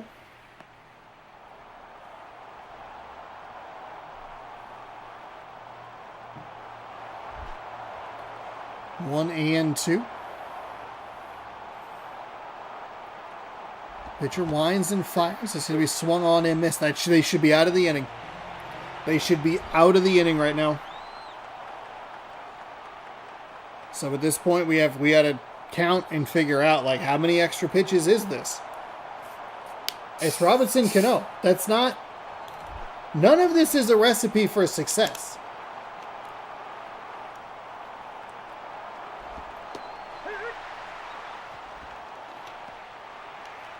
One extra pitch. It's a strike inside. High inside.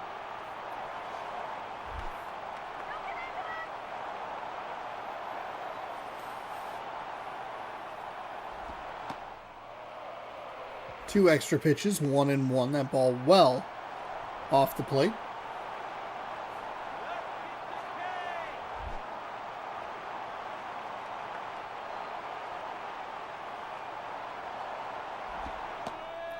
Three extra pitches, way inside.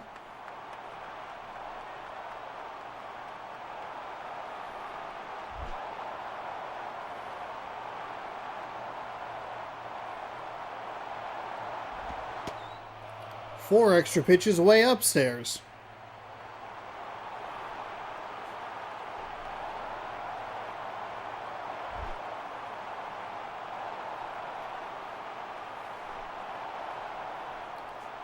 Righty is ready. That is hit out towards right field. That is going to get down, and it's going to stay in the ballpark. So the decision ends up biting him. It's been 5 extra pitches, 1 extra run. I mean, that's just... I think you got to know the situation there. You are running away from third base. You're running, at best parallel to home, but at worst you're kind of drifting away from it. Even if it's just a little bit, you have to take that guaranteed out. You have to take it. Jose Bautista, because then it becomes Robinson Cano. You're trying to save the run. You're not going to save the run. I think you'd rather be down 2-0 than 3-0.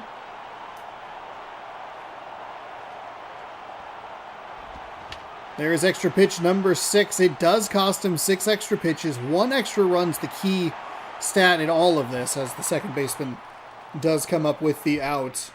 And Pittsburgh does have a bit of a cushion here going to the home half of the third. 3-0 Pirates.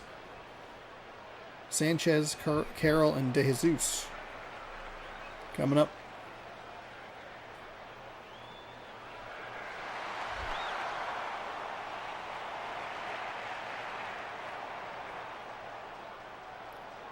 Right-hander winds and fires. That into a strike. Batter might want that pitch back with just how center cut it looked.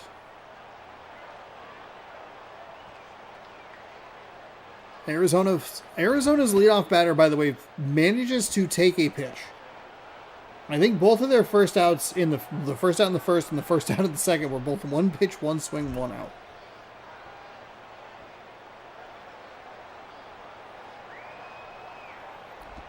Righty fires a curveball. He gets rolled over to the shortstop. He bobbles it, safe at first. So an error for the Pirates.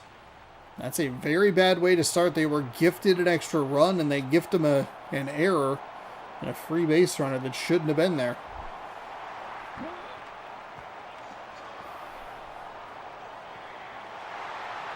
Jamie Carroll steps up.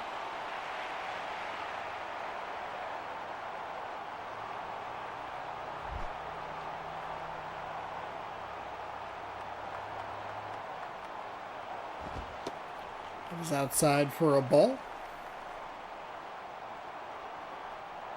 Makes it 1-0.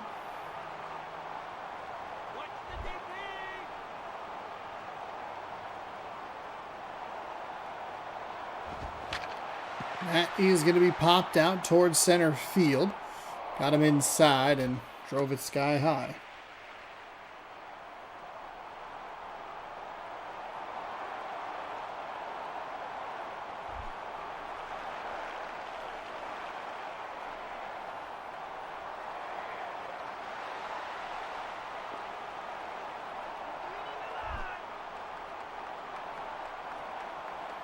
David De Jesus steps up, and he will take a pitch upstairs for a ball. We're just straight into just basketball season these days, huh? Nothing else. Basketball, hockey, some NCAA. Saw the Zags won last night. Gonzaga Bulldogs. Only a couple of games, I guess, last night. No, there were more. It's just not listing them. It's inside.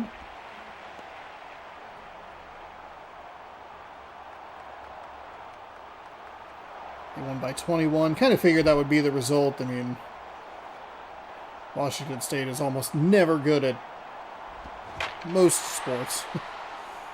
They had a couple good seasons with the coach who was now at Virginia. That is a double into left center field. It'll score a run. So the error comes around to bite them in the back.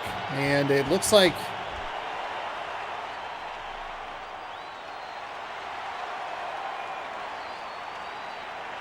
did we have an injury at second base? Why? I've never seen that animation before. No, okay. De Jesus was the batter, because he's the leadoff. Chipper Jones is the 2 spot. That pitch is outside. So the tying run is at the plate. The winning run is on deck.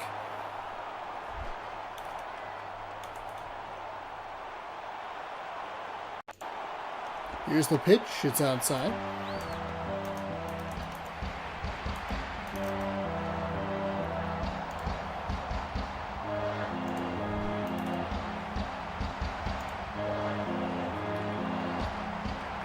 The 2-0 to Chipper Jones is hit. It's going to be rolled to the second baseman. He will fire over to first in time.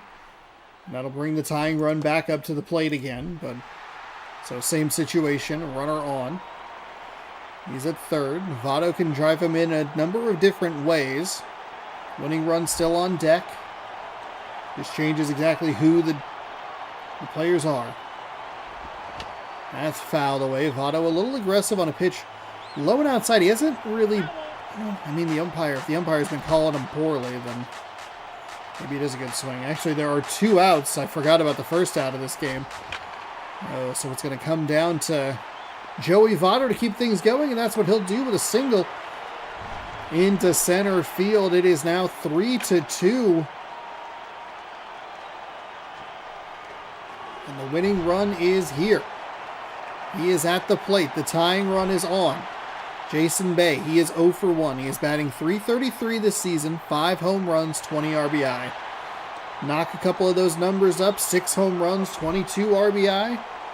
And hey, how about a win for your club? See what he can do with 2 outs. Swung on and missed, a little aggressive. That was a big hero swing. Makes it 0-1.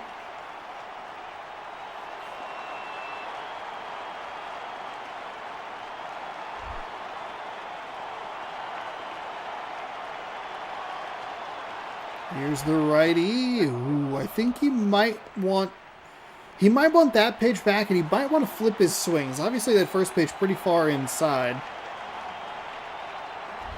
Maybe he takes that big hero swing at the second pitch rather than the first. Oh my goodness, did he do it? He did! A 2-out, 2-run blast! 3 straight walk-off wins that we have witnessed tonight. The Arizona Diamondbacks come from down 3-0. Wow. He got a little too cute with that big curveball and left it in a spot where the hitter could get to it. My goodness, 3 walk-offs in 3 games. Jason Bay, your player of the game. All 7 runs scored in the 3rd inning, and 3 of the 4 runs for the Diamondbacks scored with 2 outs. Jason Bay 1 for 2 with a 2-run home run. Hernandez falls to 5-5. Volstad improves to, Hernandez improves to 5-5. I think I said that correctly. Volstad falls to 4-6. It was Bay's 6th home run of the season. Hey, what did I say? You want to throw a couple of numbers on there? How about 6 home runs? How about 22 RBI? And he does it. Wow. What a game. The error comes back to bite Pittsburgh in the behind. The Diamondbacks, they have the weird play where they don't, they throw to home instead of to first. Wild. Wild stuff. We are going right down the line here. Brewers, Dodgers, Brewers, Pirates, Diamondbacks, Nationals, and Rockies is our 4th and final game of the evening. Let's get it started. Thanks again, everybody, for hanging out. I appreciate it. Don't forget to like the video if you haven't already. Subscribe if you're new and you'd like more.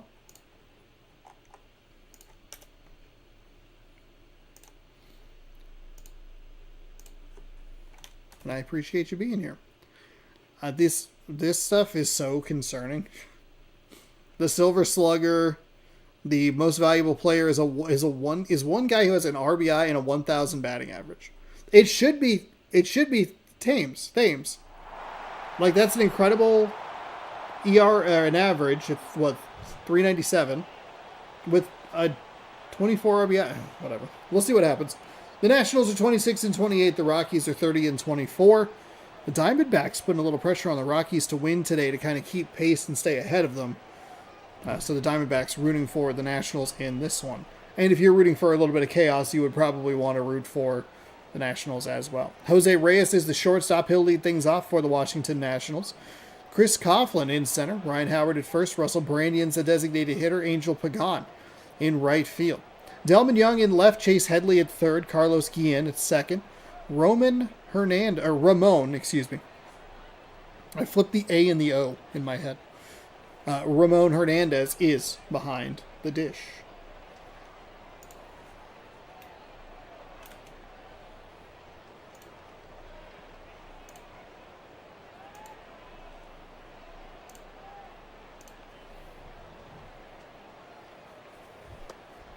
Chad Gaudin 5-4, a 5.11 ERA, 10 games, 24.2 innings pitched, 28, 10, and 27 hits, walks, and strikeouts. Good ratio.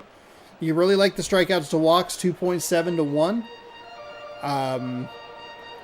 But even if you combine those hits and the walks, that's 38 to 27 strikeouts. It's a good balance. Jose Reyes, he's batting .261. No home runs, 7 RBI. He has more stolen bases than RBI. Did I read that correctly?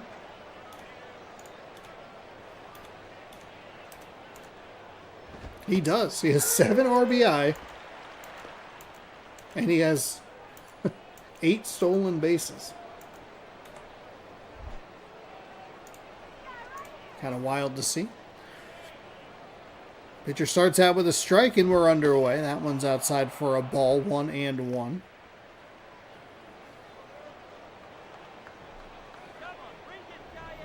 Fourth and final game of the evening. We'll be back on Sunday. Sunday through Wednesday. With baseball here. That's fouled away. 1-2.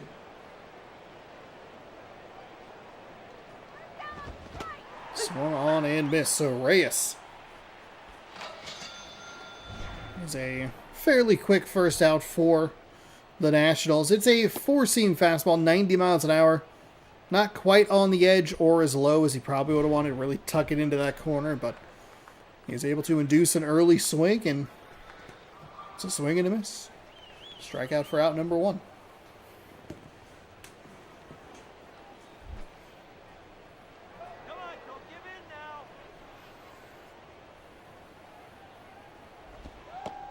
That pitch is low for a ball.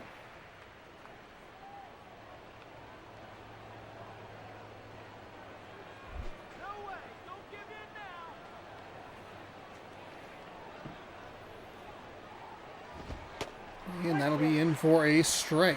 Nice pitch on that outside edge.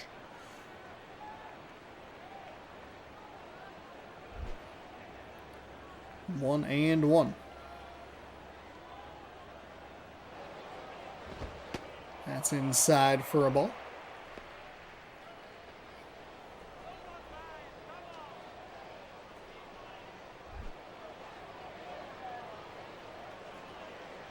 Two and one with one gone. Swing makes contact and foul. I don't know why I said that like that. Very weird way to phrase it. Here's the wind and the pitch. It is swung on and missed. So back-to-back strikeouts here for the Rockies to start things off. And it's quickly 2 gone for the Washington Nationals. That'll bring up Brian Howard playing for his division rival. Look at those numbers. 301 average, 9 home runs, 25 RBI. No stolen bases on the season. Takes a pitch outside for a ball, 1-0. I do like how aggressive Gaudin's been. He's been throwing pitches in the zone. He's been inducing those swings and misses. I think being careful here with Howard makes sense. Try to work those edges. If you walk him, whatever. I mean, if you give up a home run, it's only a solo shot, so that's not the worst case scenario either. Here comes the 2-0. Big swing from Ryan Howard, and he'll miss it. 2-1.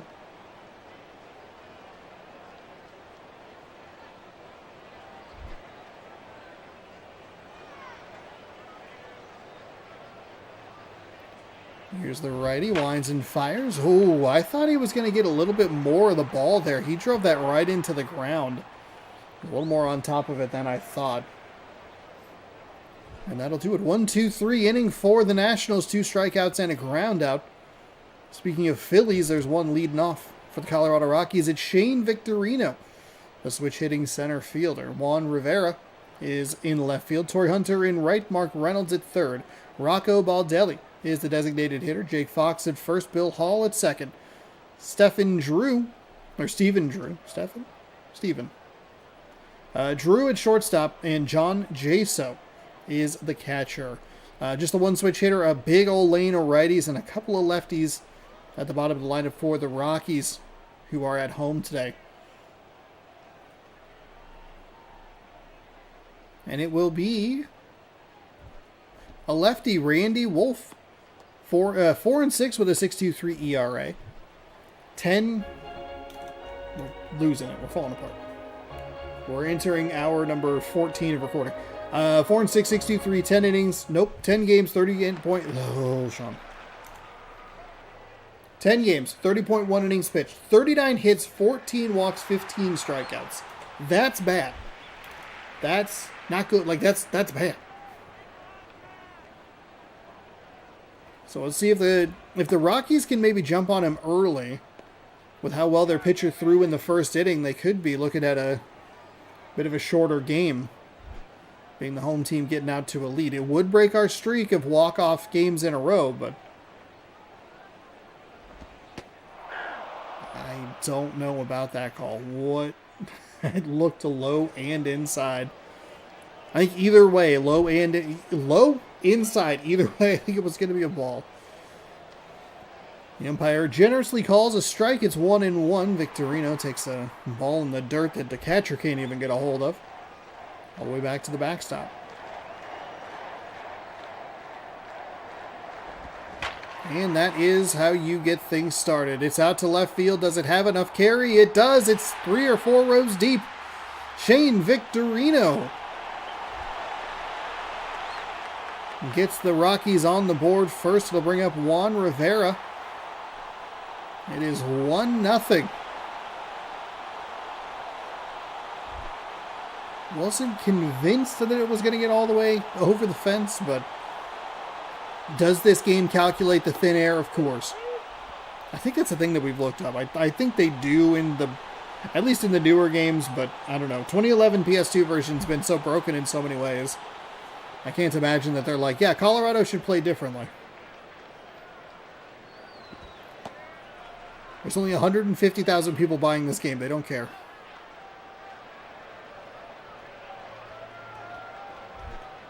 Oh, mine was a used copy. I got a new copy of MLB 2K12. I was going to email Sony and be like, hey, you want to update that number? Just want to let you know I bought a brand new, unopened copy of... I guess you'd have to... How would that work? They would already have the number, because theoretically I bought it through a reseller. Well, no. Yeah? eBay is a reseller. So they would have already bought it, so the number already would have been counted. Never mind. We'll move past it. That one's fouled away.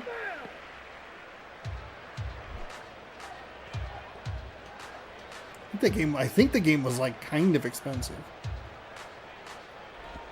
That is rolled to the shortstop. He makes a play on the run and fires to first in time for out number 1. Just not enough velocity. Exit velo on that. Nice stretch by Howard to go out there and get the ball. Torrey Hunter's batting .271. 3 home runs, 15 RBI.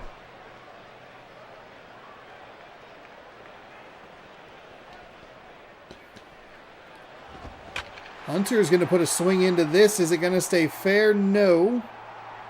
It'll be into the seat, so it's not playable for the right fielder. 0-1, a long strike.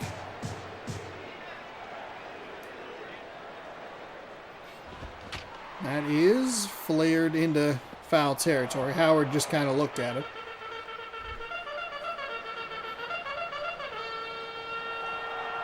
Charge. That is in the dirt. There's nobody on first base. Okay. It's just a natural animation of the game. It's 1-2 with 1 gone. That's foul. My ball's foul. So 1-2, 1 gone. Lefty fires that way upstairs for a ball.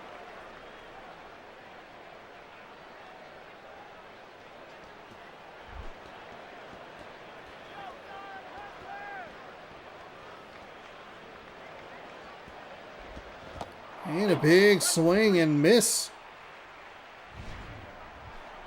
Torrey Hunter set down on strikes. It's a pitch that's surprisingly in like a surprisingly good spot. It's a 77-mile-an-hour changeup. Swing timing is very early. Gets the swing and miss. And brings up Mark Reynolds. 320 average, 7 home runs. We are way behind again there. YouTube thing. That's inside. Okay. I was going to look at it, but no thanks. I guess not. The lefty readies, winds, and fires. Gets a strike on the outside edge.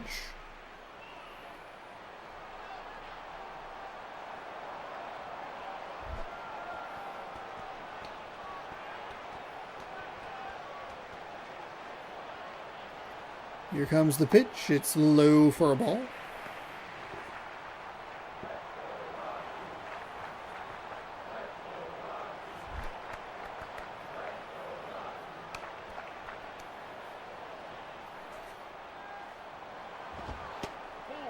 Inside for a ball.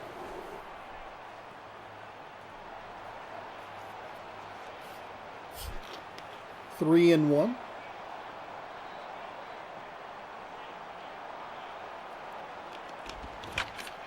And that'll be driven to the shortstop. In time to first for the out. Colorado gets the lead. It's a 1-0 game. It was a leadoff home run. Branyan, Pagan, and Young coming up for the Nationals, looking to strike back in the top of the second. Russell Branyan has a .318 average, 5 home runs, 15 RBI.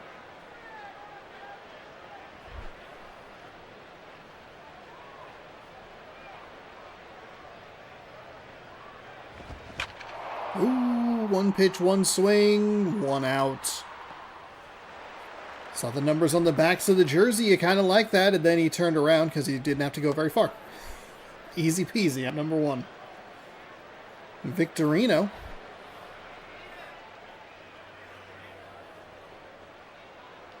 Okay, I did have the last name right. Pagan. Angel Pagan steps in. Kind of sounded like I said pecan, but they Pagan. Here's the wind and the pitch. It's a swing and a miss at a pitch on the outside. Catcher was set up so far inside, and then that pitch drifted toward the other batter's box. Like, what is happening? That's a strike right at the bottom of the zone.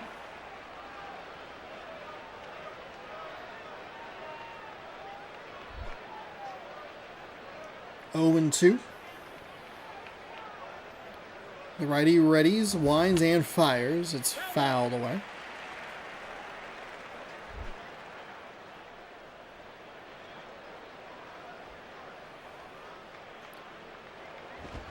That is fouled as well. We'll do the 0-2 again.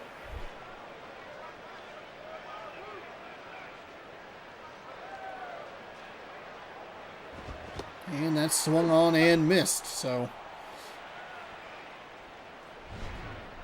a fly out to center field and a nice location on the inside there. Gets the swing and the miss at the 92-mile-an-hour four-seam fastball, and that is quickly 2 away here for the Nationals in the top of the second. Delman Young looking to keep things going. There's a .237 average. His RBIs look like they were in the double digits. Take a look. Yeah, 16. That's not bad at all. 4 home runs, 16 RBI.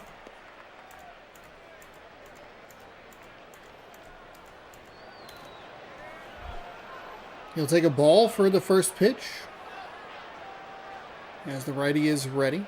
Winds and fires. That's a good strike take at low outside corner. He's not going to do a whole lot with it. It's a good patient at bat. You don't want to see him roll over something and be an easy third out.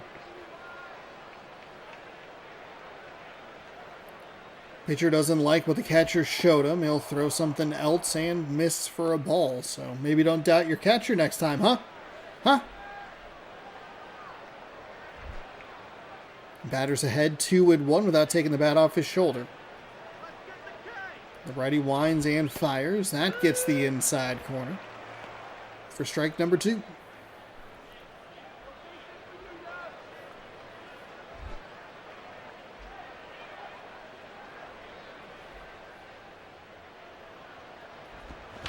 That'll be rolled. Second baseman.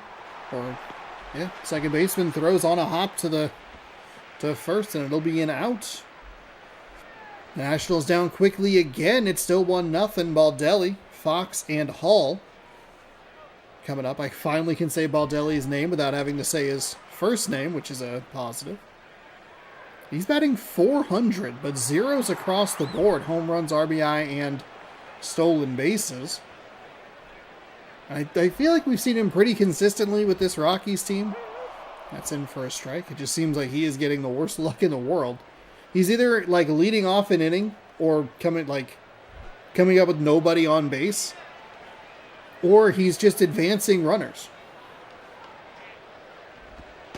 That's low. It could also be that he doesn't play a ton. I don't know that he could be in the lineup because it's a left-handed pitcher. There's a way to think about that as well.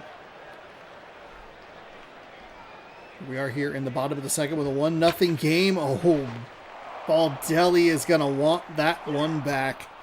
That was a big looping curveball that was looking like it was going to go center cut, but just drove it into the ground. It's a great sliding stop by Reyes, the shortstop.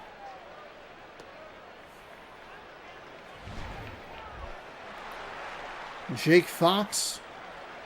So a couple of hitters here that have nothing in the home runs, the RBIs, or the stolen base category. This must not be your typical Colorado Rockies lineup. The pitch gets the outside edge. 0-1.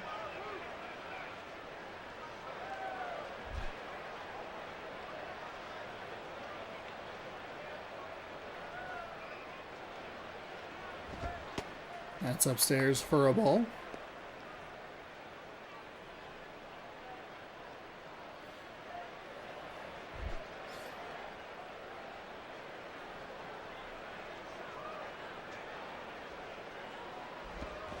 And that'll be hit into center field, so it'll be a single for the Rockies. As they look for a little bit of insurance here in the bottom of the second inning.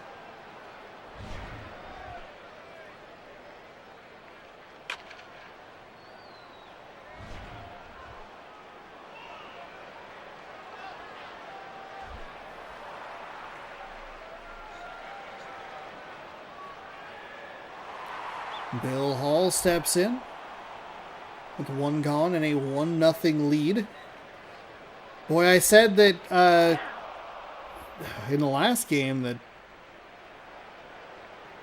like in the first game, one run wasn't enough of a lead for the Florida Marlins, and then it was a 1-0 walk-off, 0 runs, probably not going to win you a lot of games. Duh. 3 runs wasn't even enough to win the game last time. So I don't know what kind of insurance the Colorado Rockies need. I'll check on the runner at first. He is safe. It's just such a delay. Is he getting back? Is he back at first? I'll throw over. No problem. Here comes the 1-1. And that'll be hit well, but not well enough. Thought I had a little bit more ride, but especially in Colorado, if you assume that you know that air is thinner, you think it's maybe going to have a little bit more carry out there, but it drops into the glove of the right fielder. Lefty-lefty matchup here as we get to the final 2 batters of this Colorado Rockies lineup. 8-hole hitter up with 2 outs, a runner on first, and a 1-0 lead.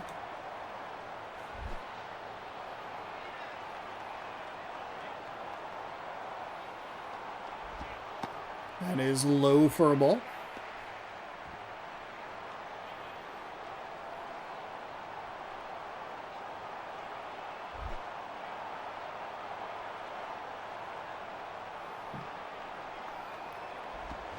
That is off the end of the inside of the bat.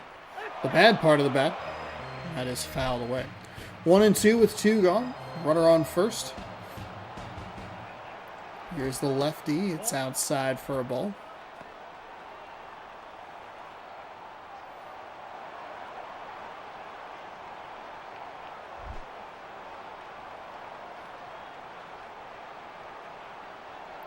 Here comes the 2-2. It is a looping curveball that misses wide. 3-2. Payoff pitch incoming. Runner should be in motion. I mean, he'd almost assuredly have to be. 3-2 with 2 outs. The crowd cheers. That means that he's going, and that jump is going to help him get all the way around to home as that is drilled into right center field. It will be a 2-out RBI double for the Rockies. 2-0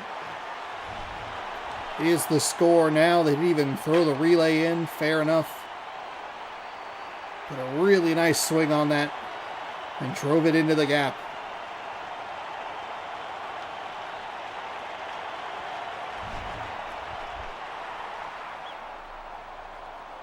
John Jaso, averaging .418.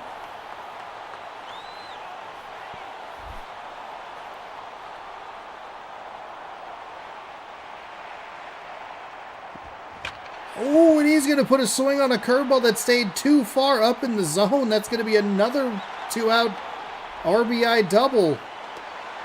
That was a bold pitch, considering I think that's what he got beat on the first time, or the last time. That one just stays in the line, got down. And then rolls all the way into the corner. It is 3-0 Rockies here in the bottom of the second. It was 3-0 whatever team we watched. Oh, Pirates. That's who it was. Yeah, it was 3-0 Pirates in the last game, and then they lost to the Diamondbacks. So maybe the Rockies need a little bit more? I don't know. Shane Victorino 1 for 1. He led off with a home run. Gave the Rockies a nice early lead.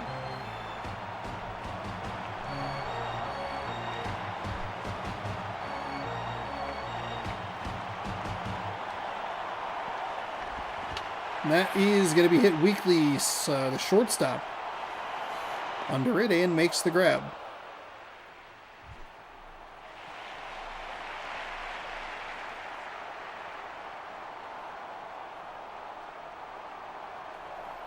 It'll be up to Headley, Guillen, and Hernandez to try and keep this game going.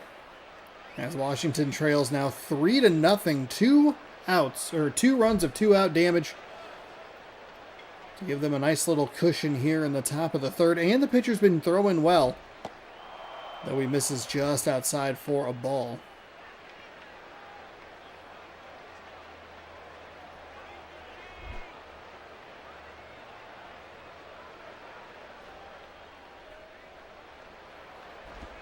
That is outside as well. 2-0.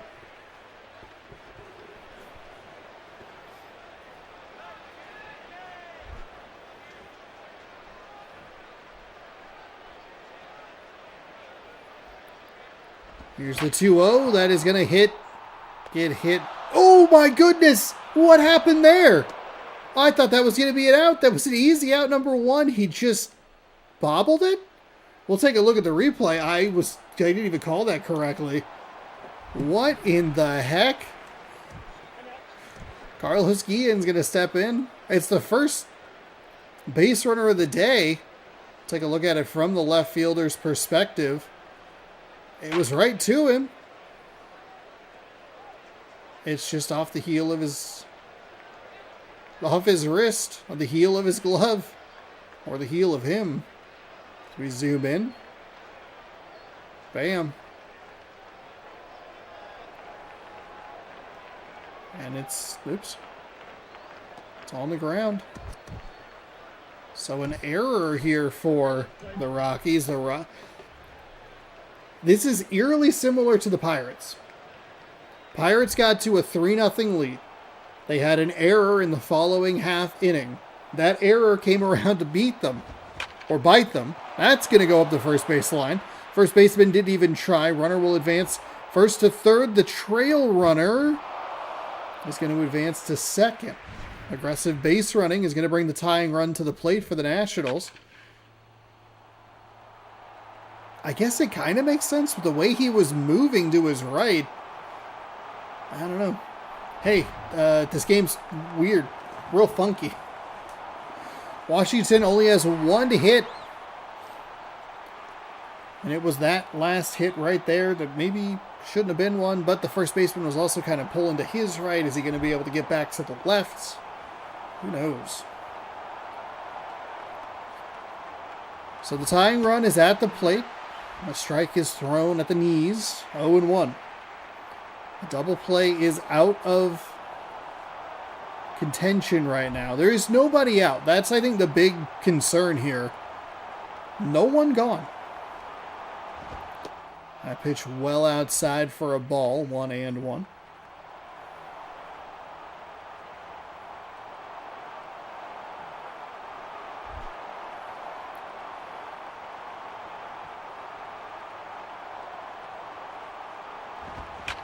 And that'll be rolled over. The error will come around to score. Runner advances to third. Smart play there from the Rockies. The second baseman doesn't even bother going home. It's too deep. He's not going to get the out. Just take the guaranteed out at first. That pitch is inside for a ball. 1-0.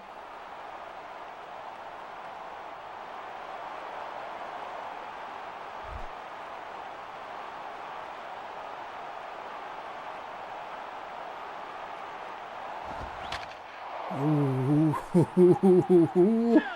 Put a good swing on that one, but drove it foul. 1-1. One gone with one on. It's a 3-run game, or a 3-1 game. Excuse me, he hits him. He got hit. So a runner is on base for the Nationals via an error and a hit by pitch. They still only have one hit, but they can take the lead right here. Chris Coughlin's 0 for 1 with a strikeout. I think if you look at it, it's a walk. It's not the worst thing in the world because the double play is in order. You don't want to put aboard via a hit by pitch. That's the freest of free bases. That is way outside for a ball.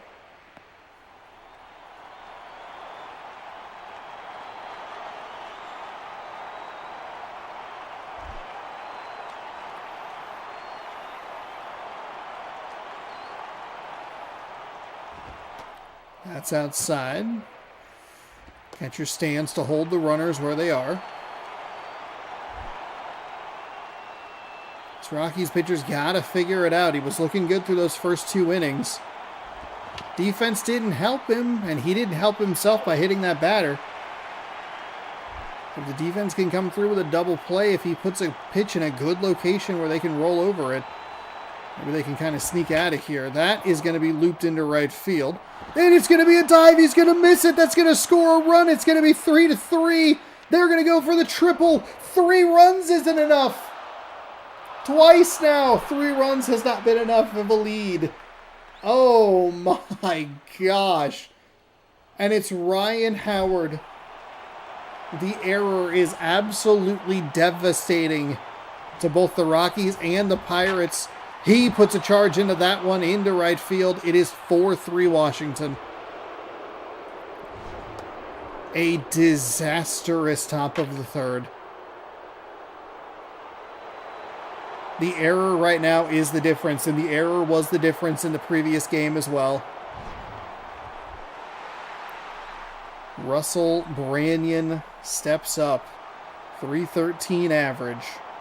This pitcher cannot find the pitch to get another out. There's still just one gone. And even the out was productive. It advanced the runner from second to third and scored a run. So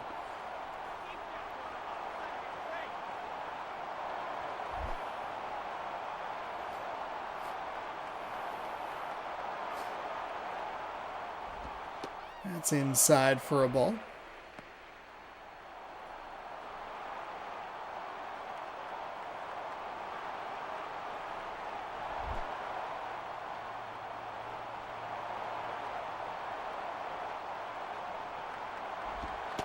That gets the outside corner for a strike.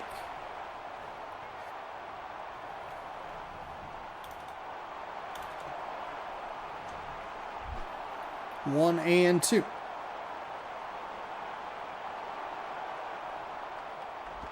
That's way outside.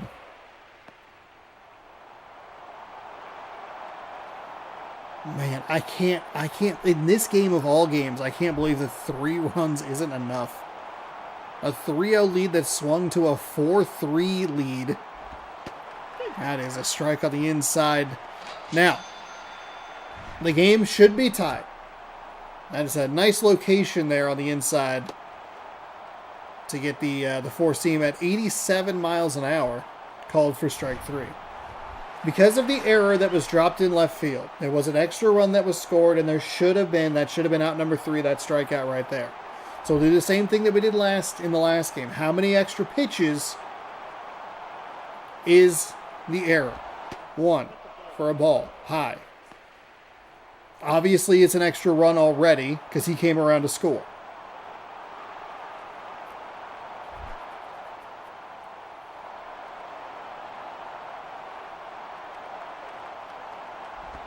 Two, but it's right to the third baseman, and it is an out. So just 2 extra pitches. I think the other one was like 5 or 6 extra pitches, but it was still an extra run. They were able to come back from it,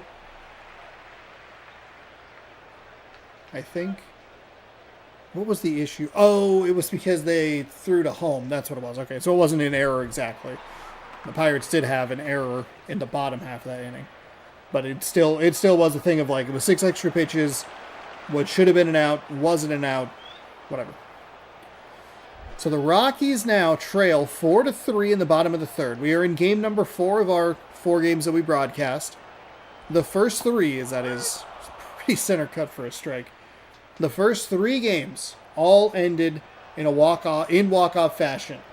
A 2-run walk-off home run, a solo walk-off home run, another 2-run walk-off home run. Do the Rockies have what it takes to get 2 more here in the bottom of the third? That misses for a ball, 1-1. Part of me hopes so. Actually, a lot of me hopes so. 4 games, 4 walk-offs? Are you kidding me?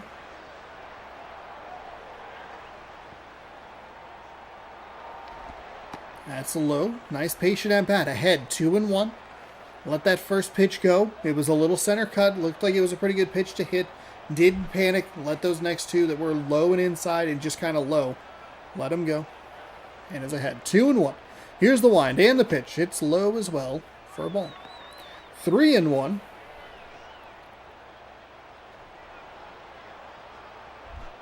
The amount of times you have said the word ball and balls recorded for all of eternity is a funny thought. Yeah. Let's play a supercut of that at my funeral. Ball, ball, ball, ball. Balls, balls, balls. Full count. Here comes a payoff pitch. That is... It's a decent swing. I think you would look at it and go, maybe take a look at it, see if it, but you can't leave your at-bat in the hands of the umpire. They're setting up on the outside again. It's a walk. Torrey Hunter, 0 for 1 with a strikeout. 267 average.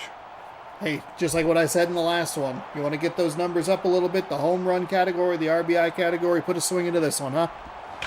Oh, I thought he did it. I thought he did it. I got so excited. Put a swing into it, and the camera cut, and I went, huh? Huh? Ooh, he's probably going to want that one back. Drifted over the plate a little more than he probably wanted it to. Ball, ball, ball, balls, balls, balls, balls. 2 balls, 3 balls, balls, balls, balls.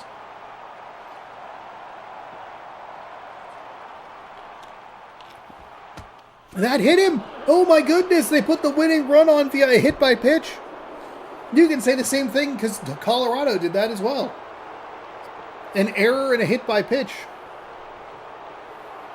Helped turn the tide in the favor of for the Washington Nationals. Okay, Mark Reynolds.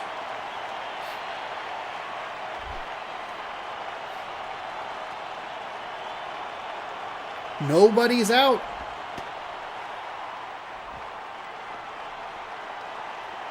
The winning run is on first. The tying run at second.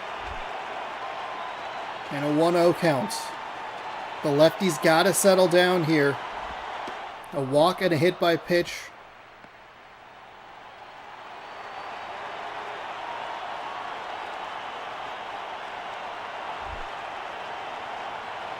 Now it's 1-1. Pitcher nods his head positively. Swung on and missed. That was a really big swing. He wanted to be a hero on that one.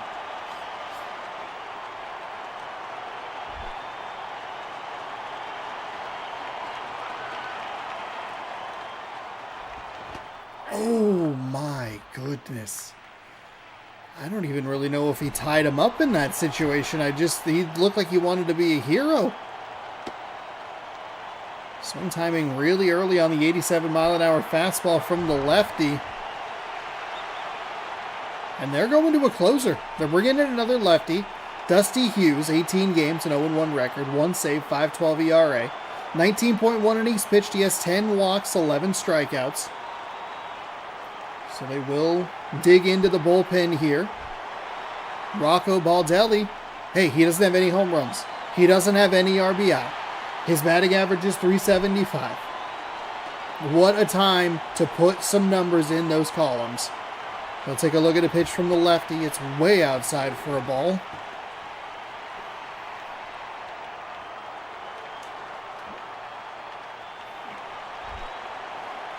Want to know. Here's the 1-0 low. Makes it 2-0.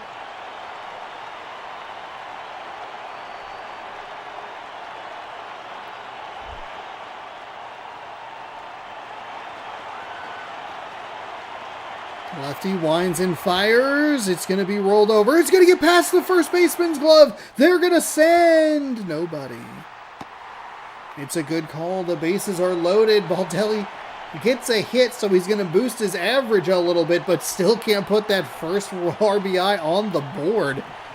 The reliever comes in. I thought he had the double play.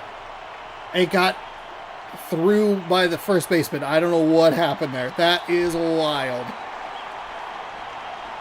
We can see number 48. He represents the winning run. The lefty fires. Strike one. Right at the letters. Hey, at least we've had some good games. Some of them have been a little rough in the early going, kind of some slow starts, but these last couple have been fun. Lefty ready. A big hero swing again. Now the Rockies are going to get into an interesting position here where the Nationals have brought in another lefty pitcher. They have two true lefty hitters at the bottom of the lineup. That is an aggressive swing. That was bound to be a ball, but he swung at it to make it a strike. 0-2. Bases loaded here. That pitch is low. Evens things up at 2-2.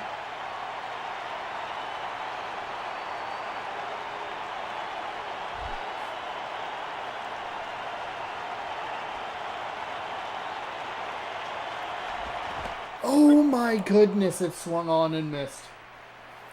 The Rockies have had a couple guys come up ready to be the hero,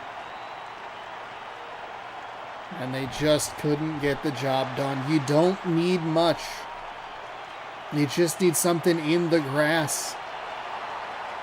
Bill Hall could be the last chance here for Colorado. They'll take a strike on the outside, 0-1.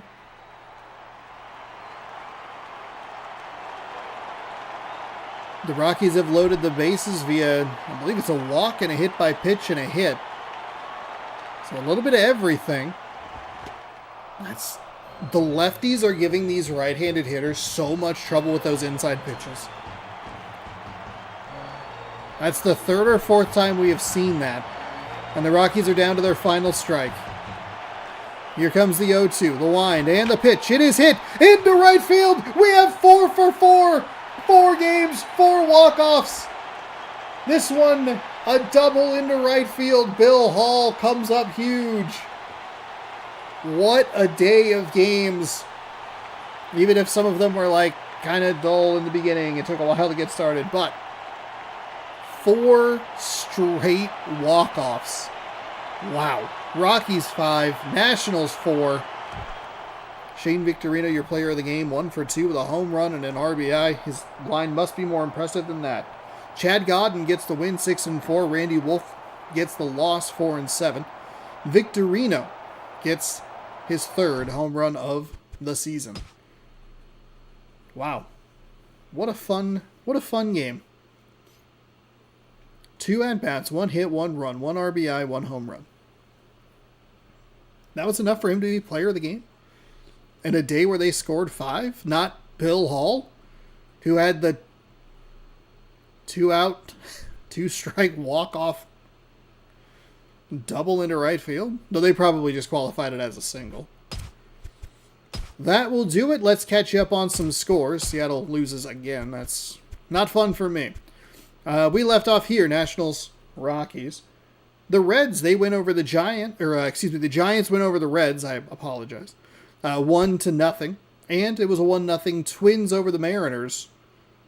Victory there. And that catches you up on all the scores, and that will do it for today's stream. Thank you, everybody, so much for hanging out.